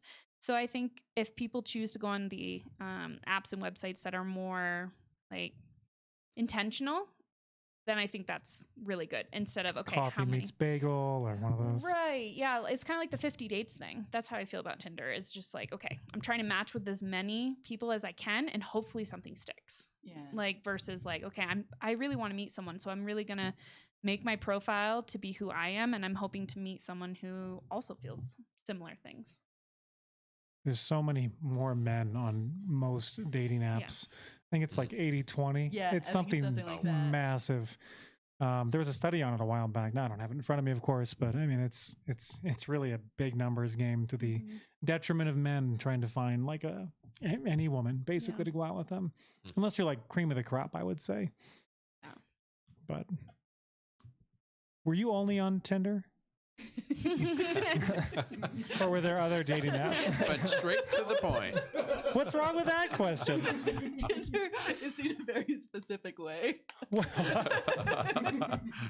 No, I was on I tried Tinder, Hinge, and Bumble. I got off of Bumble really quickly because I was like, oh, that's when like it's very gender based of like women get to make the first move, men can't message. Sorry, I'm just laughing about whatever. Keep going. And I didn't like that because I didn't want to have to come up with it. When I first got into dating, I was like, I don't know what I'm doing here anyways. And so I was like, I can't do this. So I got off that pretty quickly. And I don't know, I thought my experience with dating apps was not negative. Like I think I was lucky that I had a much better experience than other friends that I've spoken with. But I also tried to be explicitly clear like what I was looking for, what my intentions were when I was having those conversations. So there was maybe less question marks of like, if I wasn't looking for something long-term, I was very upfront with that. If I was very upfront with that. And I think that really aided me in having a more positive experience. What was a typical message that a guy would send you that you'd match with? Was it well thought out generally? Like, would you say the mass majority were well thought out? Or were they more like, hey? If it was just a hey, and nothing came after, like, I mean, you can engage with that, right? I think Can you? some of the more, I think some With of the hay? more, How was your hey, week? back. I'm just saying. More like a haystack emoji or something. That would actually be pretty funny. That'd be I actually really funny. Dad humor. But I think there were some more like organic messages of like, oh, where were you in that picture? Like that was a cool waterfall, like whatever. Like they was commenting on something in my profile. There were other people that were like very thought out, very detailed messages, which I super appreciated, but also it never led to like any connection. It was more just like a normal conversation. Interesting. Yeah. Was there any messages you got that were too thought out? Does that make sense? Yes. Yeah. Sometimes Anything it you'd be seemed too put together, willing to like, explain or talk about? Nothing that I like super remember, but Too much for a first message? yeah, too much for a first message. To like needing too much engagement back. Yeah. I wish I could get more specific, but I actually don't remember. I'll stop grilling you. I promise. You're good. Taylor, were you on dating apps for any period of time? Yeah, recently. Yeah, I did the same thing you did. Yeah. I tried Tinder, Bumble, and Hinge, and got off Tinder in like 30 seconds. Really? Yeah. Like that quick? Yeah. I was just like, this is weird, man. I only ever used Tinder in its infancy. I'm dating myself here, but like, you know, I don't even think there were limitations on how many times you could swipe initially. I think that was something that was introduced later. I don't remember. There was eventually. Okay, yeah. And I think at some point, as soon as you hit 30, it was like, oh, you have to pay more or something like that. I feel like it was something like that. Okay. But I think I was like 20, 29 at that point. But so you got off Tinder. What was the big thing that made you get off immediately? I think the intentionality behind it seemed Suspect. Yeah. Not what you're We'll leave it looking at that. Not looking for that type of relationship. We'll leave it at that. Yeah. I was looking for somebody to talk to. That's what I was looking for. Bumble was okay. I've found on Bumble it was my mic still good? Yeah, you're good. Okay, cool. Yeah, I was You're checking the looking chat. at I me. was checking the chat for that, you're good. actually. Can everybody hear Taylor? Yes.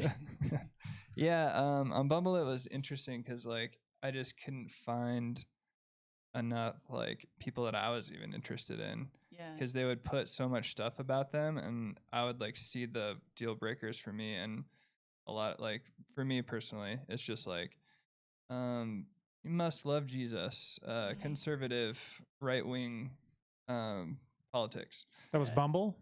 Mm-hmm. Okay. Yeah, and so that was like I don't know, dude, like 8 out of 10 was like that, and I was like, how the fuck did I get on this thing? Yeah. So, like, so that was a bummer. And then with Hinge, it was really interesting because that one took the longest to get going, but the first person I talked to on that was great, and then didn't get back on it. since then. But I also had a great question that was helping myself filter people too for both of them, which was like, to me, like, what was the social impact cause that's close to your heart? That's how I would ask. So, like, that's how I would start conversations with people. And that filtered so many people out so fast. If someone didn't have an answer, was that a no for you? No, it wasn't. No, I just would be like, so you're not passionate about anything, like, good in the world, like, you don't want to. Oh man, I probably would have failed this. I'm so I'm so withdrawn from most of like political discussion. That's not dating right now.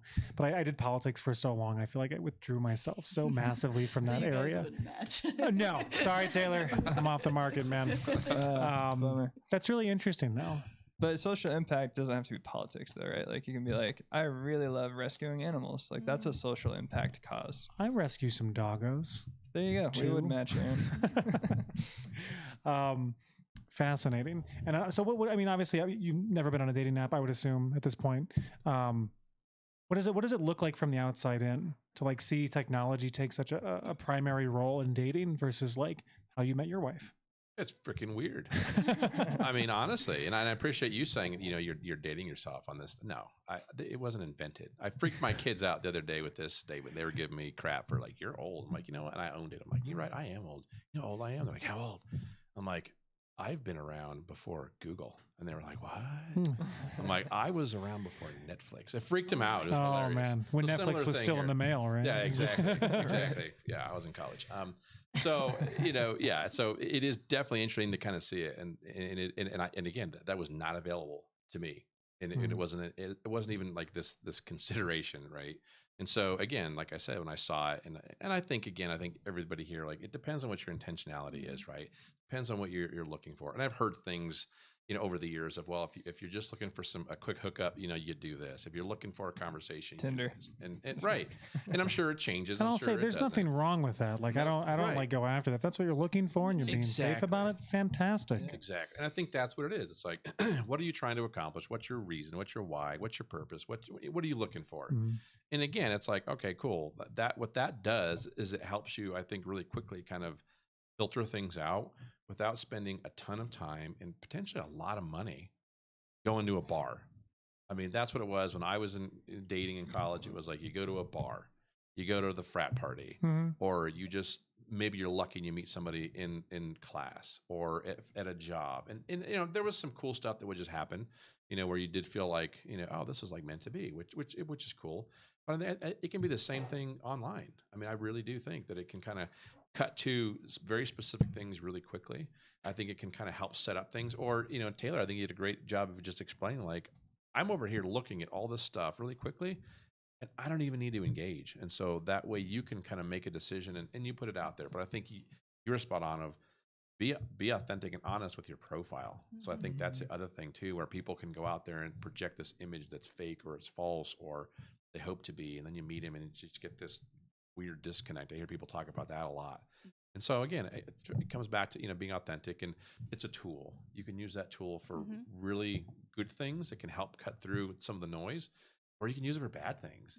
And I think people just got to be aware, got to be smart. But again, going back to my comment earlier of just as an introvert, that's been awesome for me because that was not my thing. I was not comfortable doing it, and it was really, really hard. What about chat rooms? Chat rooms. Oh God, yeah, I remember those. So those were. Dad met my stepmother's chat rooms. Really? Right? I don't know what about.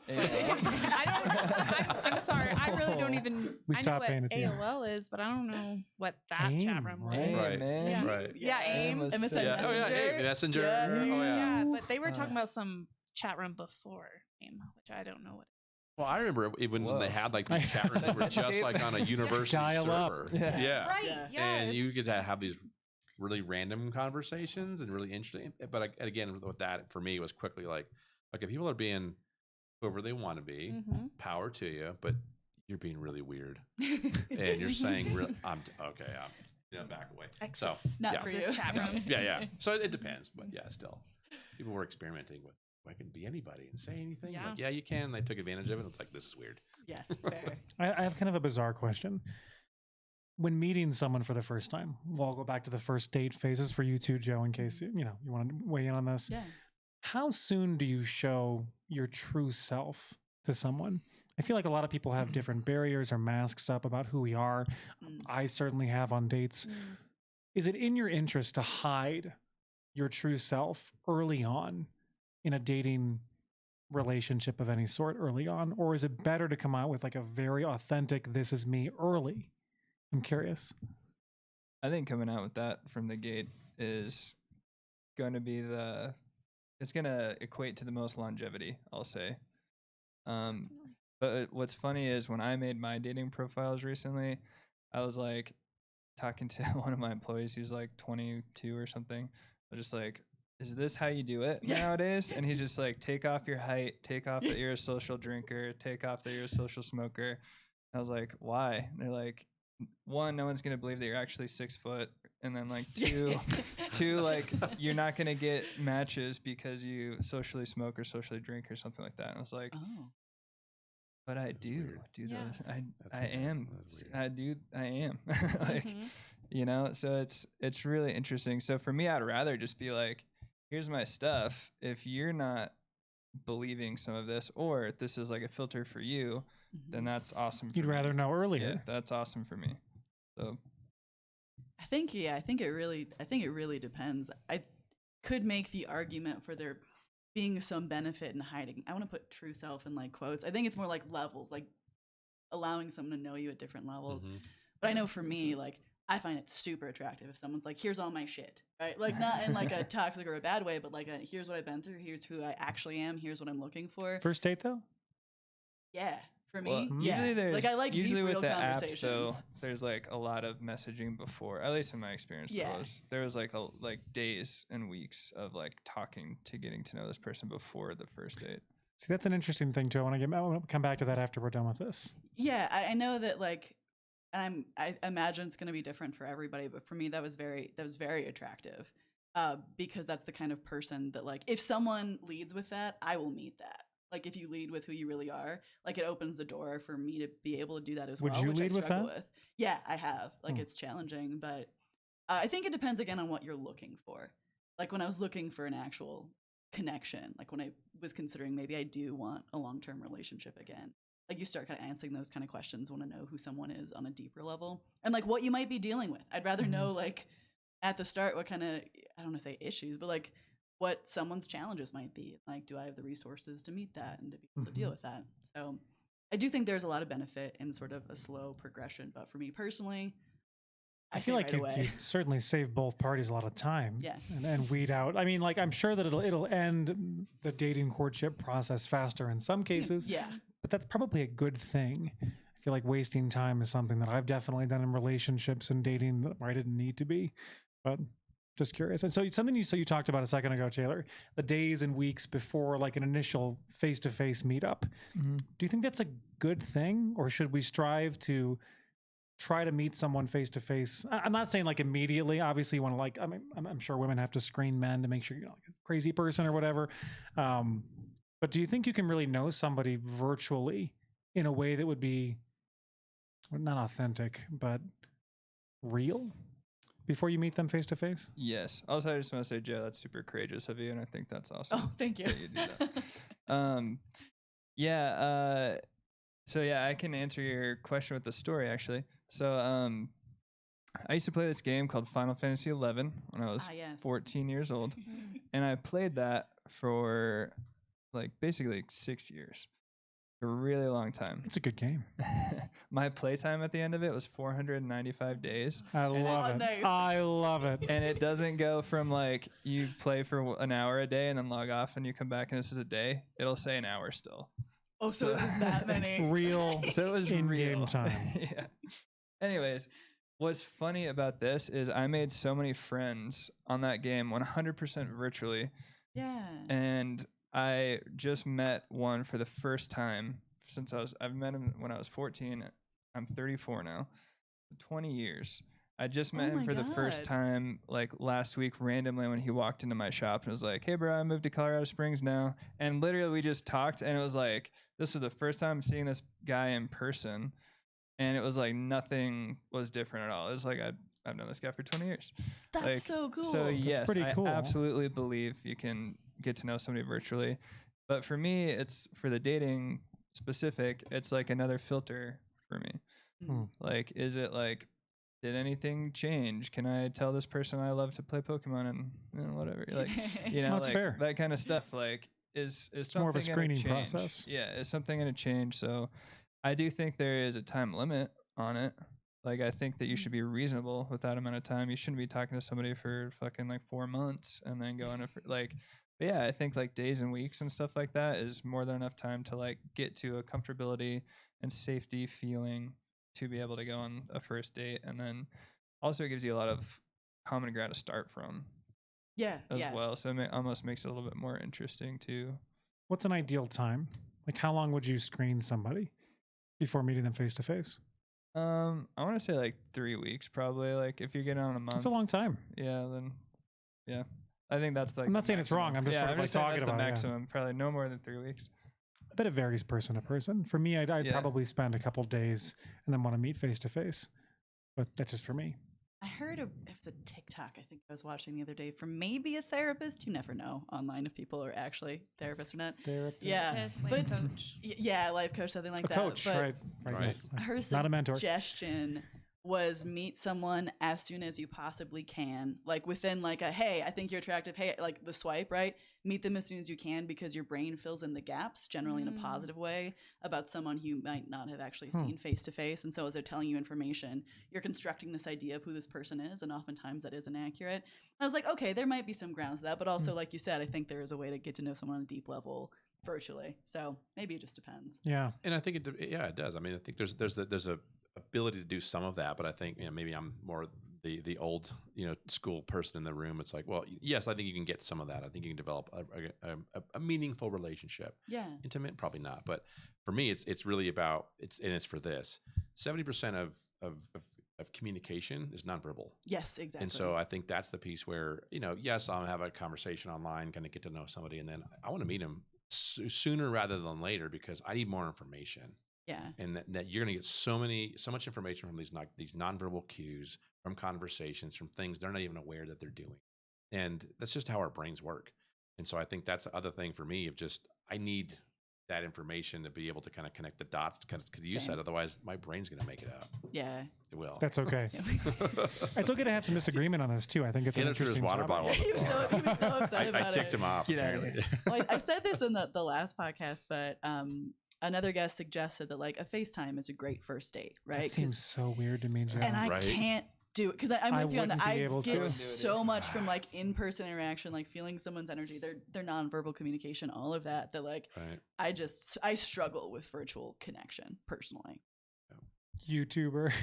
God, it's my job. Interesting question. So we're talking about, you know, talking to someone online before we actually meet them in person. When you like somebody, this is early on in the relationship. I would imagine so more so than now. Are you waiting, like let's say like in the early days of courtship, are you waiting to text them back to show that you're not too eager? Ah, yes, the game. Does anyone do that or has done that? I'm very against that. I'm very against games, like period. Like I remember when my husband, his name's Casey, when we were first together, he did something that upset me. And my roommate at the time said, okay, don't text him back. Like leave him on red for 3 days to punish him. This is a thing. Punish him. Like, and that was the thing. They're like, if you really want to make him learn, then leave him on red for 3 days. And even early on in our relationship like that, I was like, if that's what my relationship is like founded on, I'm not interested. I'm not interested in these games of like kind of torturing others and making people feel bad. And I'm not here to teach you a lesson. Like if you upset me, I'm going to tell you upset me. I'm going to tell you why you upset me. And then we can talk about it. And then hopefully we can resolve it pretty quickly and move on with our lives. But this, hey, I'm not going to text him back for 3 days because I want him to sweat or I want him to want me more. I'm like, we're adults. We don't need to be playing games. Yeah.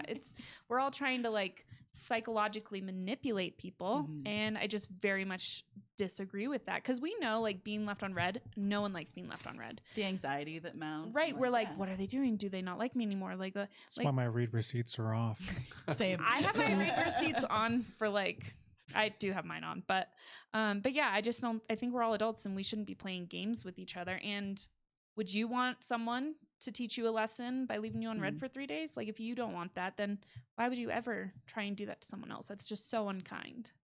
Someone had an interesting comment here I want to bring up. They said FaceTime is a good way to know if they really look like their profile picture, which is actually, I think, a really good point that I didn't think about until right now. Yeah, and it kind of can help with safety too for women, like identifying like. Has anyone seen the show Catfish? Yeah. Oh yeah. That's a fun show. Yeah. But like, is it fun? No, I'm just kidding. And yeah. So if you're going on a date with someone like guy, girl, and you have expectations and you show up like you're going to go on a hike or something like that, and then you don't know what that person looks like, anyone could come up to you and say, I'm this person. Or so I think FaceTime maybe in this day and age isn't totally out of the realm of possibility. Sure. Or I mean, could help with some safety things. It still seems a little weird for like a first date. Yeah. But maybe like. Send me a video of you reading the script. That's how it works. So I know it's you. Give me a thumbs up next time. Yeah, or maybe like before you guys get there, you set aside, hey, can we chat for 5 minutes before we both hit the road? Call me on the way. Yeah, kind of thing. I read a comment here. Misty's mom said, people told me to be like an ice queen when I first started dating. I was like, no, I don't subscribe to that. And I will say that there was a lot of like that recommendation or like feeling like you have to play the game, right? Like the little dance.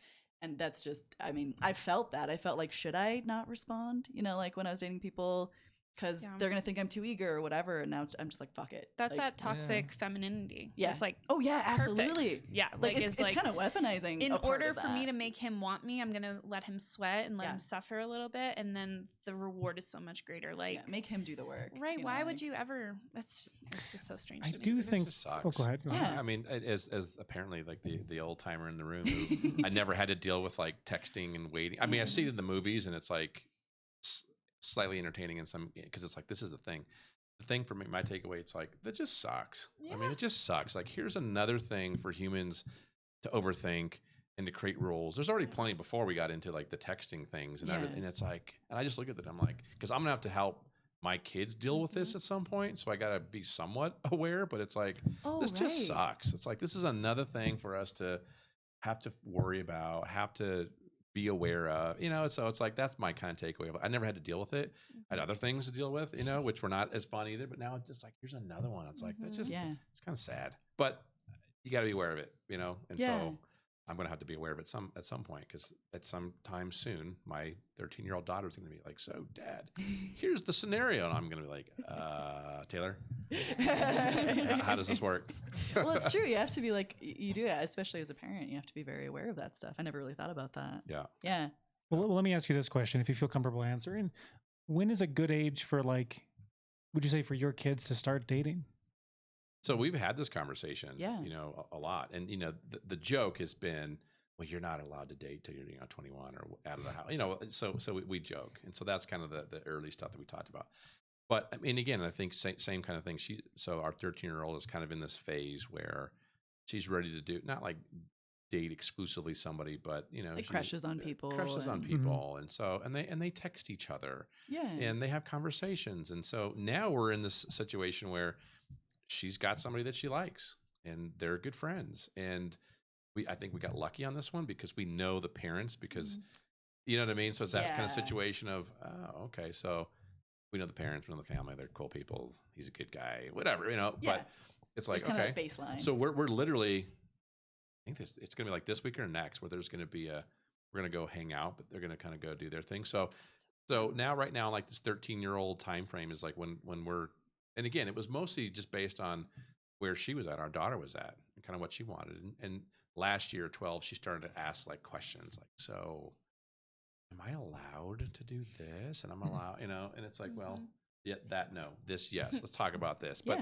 I think it's important just to have the conversation and create a safe space for her to ask questions. Sounds like a healthy dialogue. Yeah. Right. And it's like, no, and not ever. And then she's going to go do things on her own, ask other people. Not tell you about stuff. Exactly. Not ask the questions. Get bad information. I want her to come ask me or her mom. It doesn't have to be just me. It's got to be like, you know, what are you comfortable with? She's going to ask some things with friends, So something you can't control everything. I think that's the other thing that people think that, well, I'm in control. It's like, are we? Yeah. Right. And so I think with that, it's just creating a safe place for healthy dialogue. But we're there.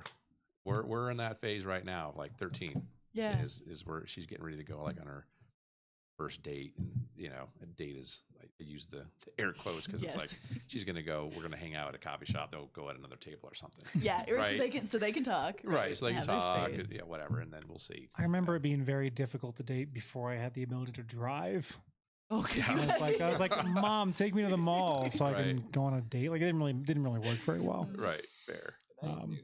Yeah. Oh God, that's Oh. true. Wait, there's got to be an age limit on Uber, They just did like an right? Oh, it's like an Uber school thing I or thought something. parents like could pay for their kids to have like Uber passes. You're still relying on They your still parents. live. Sounds terrifying. Yeah, It's I don't just know. a different adult figure dropping you off instead of your parents. Yeah. That seems weirder. Right. Yeah. I would rather In my so dad many drop me ways. off I don't know why. than some strange man I've never met dropping me off to my first 8th grade Yeah, dance right. or whatever. Right? Yeah.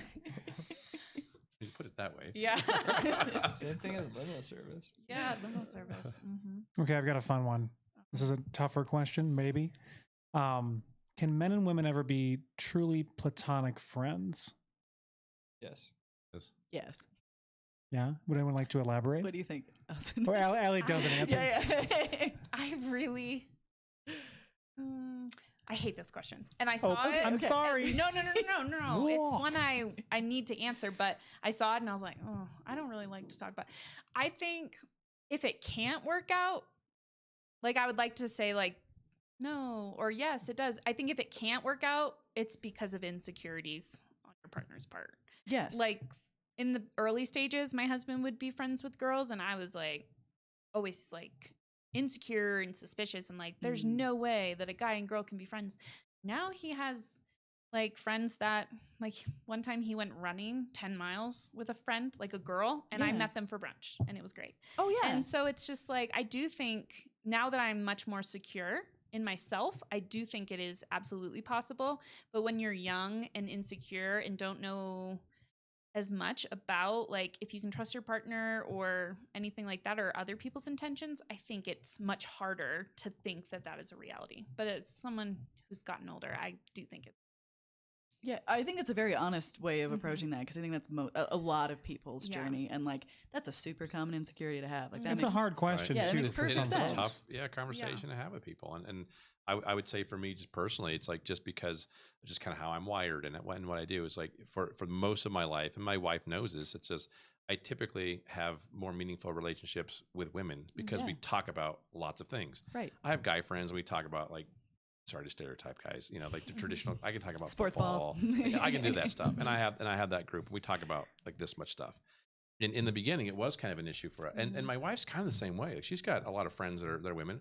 She's got a lot of guy friends too. Mm-hmm. And we had those conversations because early on, yeah, you are insecure and you kind of work through it and you talk through it. But I mean, that's just kind of how I was. And then the true story, and Taylor knows where I'm going because I told him this, is that so I started hanging out with Taylor, and it was kind of cool and refreshing. It was like, here's two guys talking about life and emotions Oh, and yeah. feeling and trauma. Like, we would have great conversations and we'd have this just really meaningful conversations. And it's like, I like hanging out with Taylor, not just to go drink beer. Right. Like we drink whiskey and hang out and do that kind of, but we have meaningful conversations about life and living and just what does it mean to be a man and how, those Yeah. kind of conversations. And it was awesome because, I don't know, 6 months ago, as I'm hanging out with Taylor yet again, my wife is like, "You're hanging out with Taylor again?" Like, "Yeah, what do you guys talk about?" You don't hang out with guys that much. Oh, Jonathan." interesting. Right. Right. And so I'm like, "We talked about this and we're talking about that." And she goes, and I quit. She goes, "Oh, you have a real guy friend." I'm like, "I do." Yes. And I told Taylor this and he's like, "That's totally true."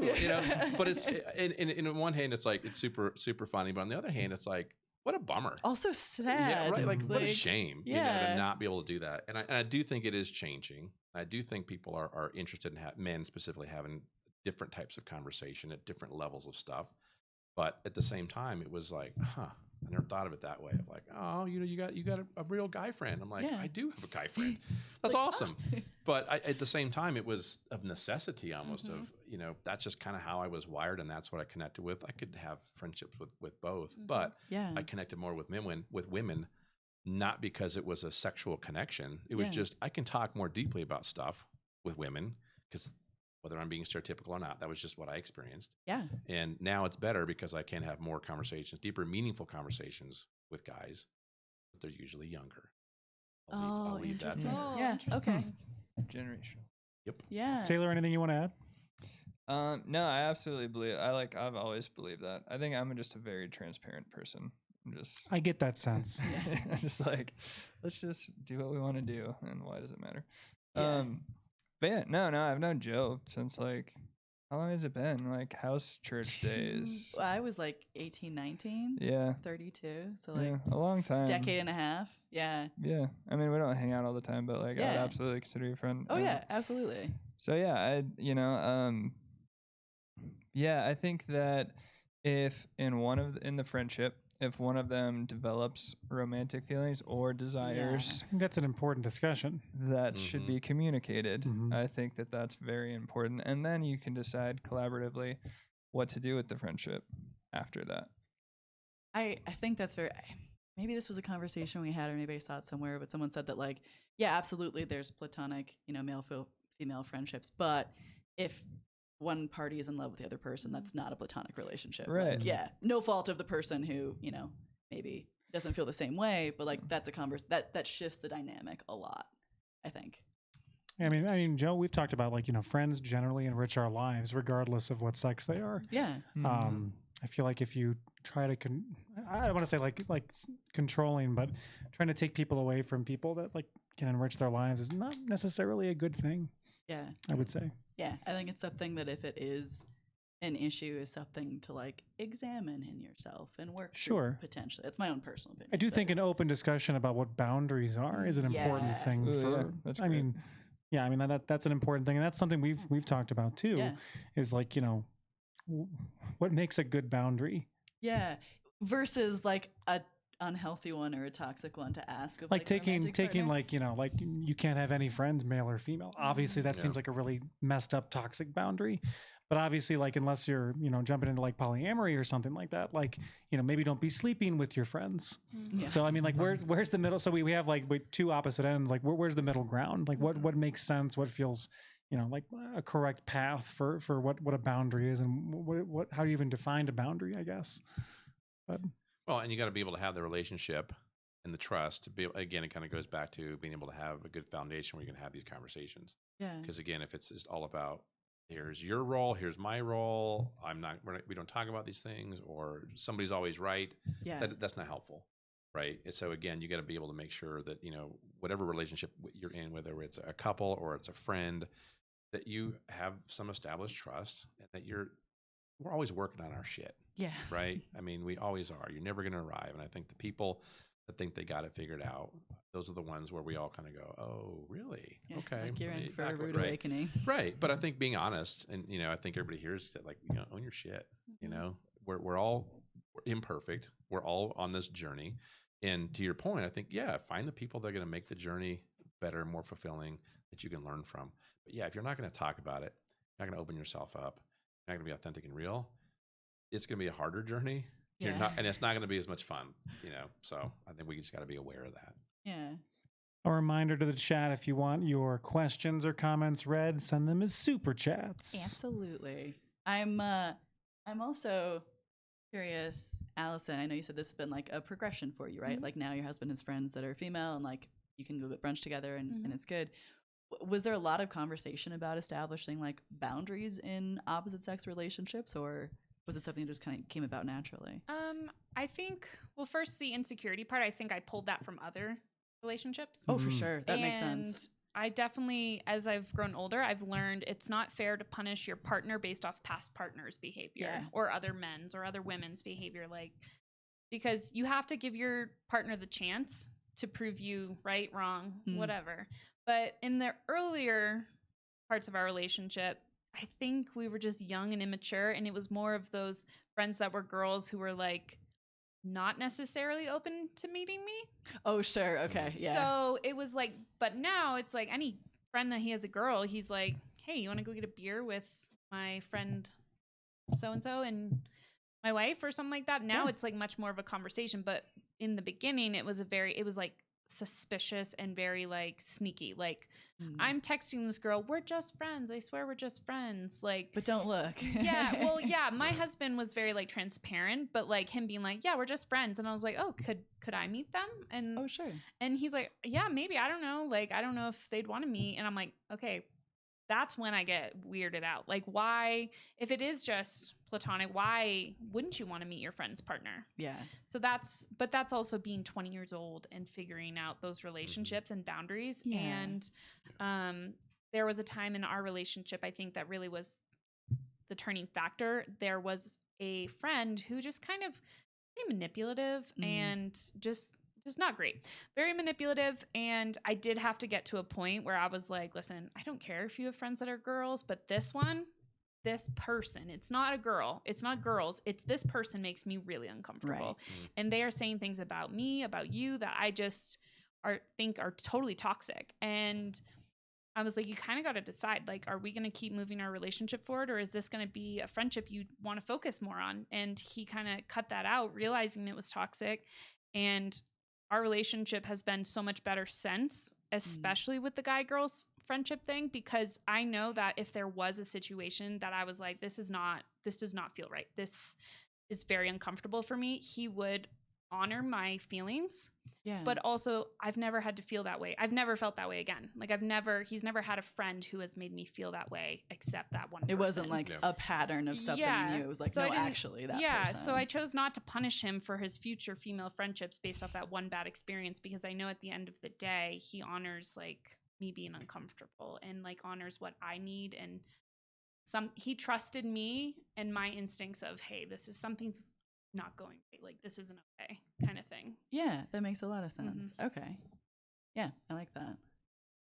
Do you have any additional questions that you wanted to cover? I do have one more question. So we're going to be finishing up here. I just realized we've been almost going for almost you guys 3 have been hours. killing it. Yeah, Great. absolutely. I so appreciate it. So I'm going to end Good with one conversation. question. Thank you so much to the chat, everyone who's been listening in. And if you're listening in the future or even on Spotify, because we're on that now. I figured out that technically like halfway through the week. And also, if you want any of your questions or comments read before we finish up, make sure you send in a super Get your chat. super chats in now. That's right. But the question I asked this last week, I think, we're all in relationships of some nature. What do you think defines success in a relationship? It's a tough question. That is a Feel tough free to question. take a moment. Yeah, I feel it like took me a second. I'll fill this time with something. I feel like there's a social media like pushes people to snap answer in a lot of things, and don't feel the need to do that. If you have to take a second, that's perfectly fine. I would say for me, a successful relationship is one that is like very symbiotic, and like my husband definitely makes me a better woman, and I think I make him a better man. And like we've talked about, we don't necessarily need each other, but we complement each other so well, and we bring overall joy into each other's lives. And so I think a successful relationship for me is literally, like people say it, but your best friend. Like getting to have a relationship with someone you just think is super cool and super rad, and you get to wake up every day with this person that you love, and your life is just eternally better for it. So that's something I think about a lot, is like complementing each other, and it just like you're not one person, but you mesh so well that your life would be less than without them. Yeah. I think that goes into my answer, which is like fulfillment.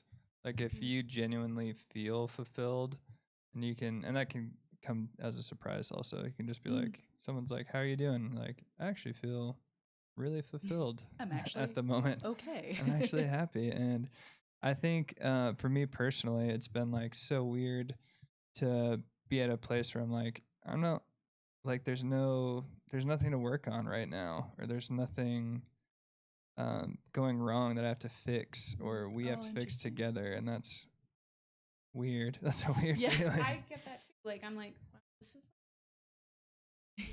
a little uncomfortable. Like it's like Don't jinx like, it. Yeah, what's going Don't jinx on? it. Knock on wood. Gently. Yeah. Yeah. So for me, it's like the feeling of fulfillment, but to actually like define what that means, right? Like that's such a broad stroke type word, is like my needs are being met on a level of, I was looking for something, knowing what I wanted and getting those things and other things I didn't know I wanted. That's great too. Like, Yeah. but having those needs met, whether that's like from a sexual standpoint, from an emotional standpoint, if those boxes are being checked, then I think that's a success to me. Yeah. Okay. Yeah, and agree with both the things that they said. And so just to add like a third, I mean, I think it Please. really is about, it's about having the ability to grow as an individual while still being in the relationship. Yes. I think for me, that's what it is. And so I'm going to go do these things that I really care about and enjoy. And I think you talked about it really well of, your partners. That's cool too. I support you. Right. But that can be mine. It can be ours. Sometimes it kind of shifts, but I think in relationships, again, like anything, we're always going to be growing. Hopefully we're growing as human beings. Hopefully we're trying to better ourselves and improve. And like Taylor said, feel some of that fulfillment. But I do think that, being in a good relationship where there's one of and trust is important in this stuff too, of right? course, yeah. But being able to, I'm going to go and have this experience on my own, or we're going to do it together. And I'm going to bring some stuff back to the relationship, or my spouse is going to go do it and bring stuff back. So I think the ability to have some of that autonomy in that relationship too, to kind of try to do things out versus, well, I married this person and you changed and I don't like that. And that's not healthy. No. People are going to change. And I think to encourage that in each other to grow, I think as we've said here, like, what do you bring back to the relationship? And if you're coming together and bringing back different skill sets and things that you don't necessarily have, or you improve it, or you bring in new ones, I mean, that's better. We're better together, right? Yeah. And I think just that ability to grow together, but also to grow independently and not necessarily be kind of held down by a specific rule or an expectation, or I married this person, don't change. Like, that's dangerous. So to me, I think that's when you've really got it, because there's that flexibility and that room to adapt and to grow and just enjoy life and try new things. I think that's what's going to keep it fresh. I think what you're describing there, Jonathan, is confidence, right? Yeah, absolutely. Confident and trust. I mean, you got to have trust in that relationship to give the other person some of that leeway, or, and okay, you're going to go out there and live. This is a new career. You're going to kind of push the limits and you're going to change. But I know you'll come back, or I know I'll catch up, or, so it's that kind of give and take.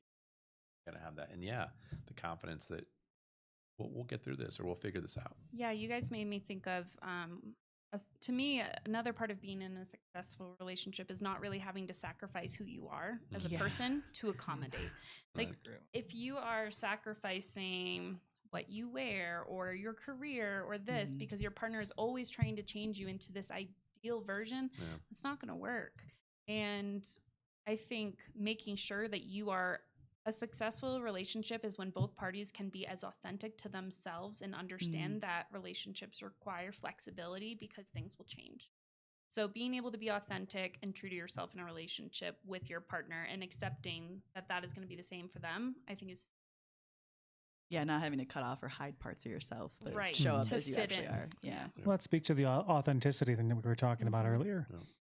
But I think that's interesting that you brought up the growth thing, because I asked that question last week and then I was like, oh God, I have to answer it when it came back to me. So I was like, what is, I don't know, what is success in a relationship? And that was the first thing that came to mind. I was like, allowing the other person to grow, encouraging that, and vice versa. I feel like that's harder than it sounds. Yeah, because it can be a threat. It is. Right? Like, it can feel unsafe. Like, if you're changing and you're growing, like, that means you could leave, or that means there's a threat or something like that. Right. So to, like, hold things with open hands and be like, yeah, be the best version of yourself. Let me support that. And trusting where that leads, I think that's hard to do, and what I want. But I think the question is a good question too to ask, and it's not just once and you're done. I think you got to ask that question every so often of, what is your definition of success? Here's my definition of success. I think everybody needs to do that in life, in business, with partners, because I think a lot of times we just kind of assume. I'll give like a perfect example again from, again, being Hispanic and BIPOC community. There's this notion of just, let's define diversity. Let's just define what this means. And it's like, that's all great until you go around the room and ask, and it's like, holy crap. Everybody's definition on what that means is totally different. We got to get on the same page. Yeah. So I think it's the same thing with the success question of, how do you define success? And if it's like that, okay, maybe you can work it out or figure it out. But again, it's like start at the end, right? Reverse engineer it, right? But then check in. and ask it Yeah. again, because as people change, it's like, well, my definition of success changed, or you made me think of something else. That's all. That's okay. But if you don't ask, right, Yeah. that's a problem. You get what you measure in a way, Huh. right? And That's an so it's interesting like if you're saying. not asking and checking in, it's just going to kind of go out there. Or ooh, do I not want to ask? Do I not want to disrupt the status quo? I think that's what it can cause a lot of problems too. People just, well, I don't want to disrupt this. It's really great right now. Yeah. Ask the questions. Be authentic. You know, kind of. You gotta. Yeah, people are going to change. You're going to grow, but you got to make sure you're checking in with each other. I think there's a lot of people out there that probably, in my opinion, incorrectly define success in a relationship as the continuing of that relationship. Mhm. And I feel like that leads so many people astray. And I talked about it in the last one. Like, I don't think divorce is a bad thing. I think it sometimes can be two people realizing they're not supposed to be together. I think we need to normalize like just more discussions about that being an okay thing. But yeah, just kind of chiming in, I guess, here. Yeah. Well, I think, like you said, if you're not having those conversations, I would say primarily with yourself, but then with like your partner or whoever you're in it with, I think there's the default of a successful relationship is staying together for 50 years. And like that's it, right? Like that's what we're shooting for. But within that, so much bad shit can happen. Right. Like just staying together does not necessarily mean victory. So like what actually do I want in a relationship? What actually is successful? I think checking and asking those questions. Totally. Yeah. Or I we're staying didn't do together that for the years. kids, and the Yeah, kids are like, exactly. "Why don't you get divorced? Everybody's miserable. This Right. doesn't help, right? Please stop. Right? Yeah, exactly. Yeah. Define success. Yeah. Yep. I like that. Well, this was a fantastic panel. Thank Yeah, you guys seriously, this was so awesome. much. Yeah, thanks for having us on. Yeah, It thank was you. Agreed. wonderful. Yeah, Anything thank you want to you. end with, Joe? No, I generally feel so honored to just have these conversations. Like, oh, cool, I just get to hang out with people, and we're doing something on the channel too. But I these love it. conversations are the best. So thank you all very much Yeah, for being thank here. you. We'll be back next Wednesday evening. Same time. Mark your hopefully. calendars. Gosh, I hope so. We'll see if we'll do some tech troubleshooting this week. We got through it. Yeah, This we ended got- up yeah, being we got it up. almost 3 hours. Yeah, You guys that's did amazing. impressive. Yeah, thank you guys so Yeah, much. well done. Yeah, Thank you. absolutely. Thank Awesome. you guys. Thank you everyone listening and watching, and we will see you next week. I got it.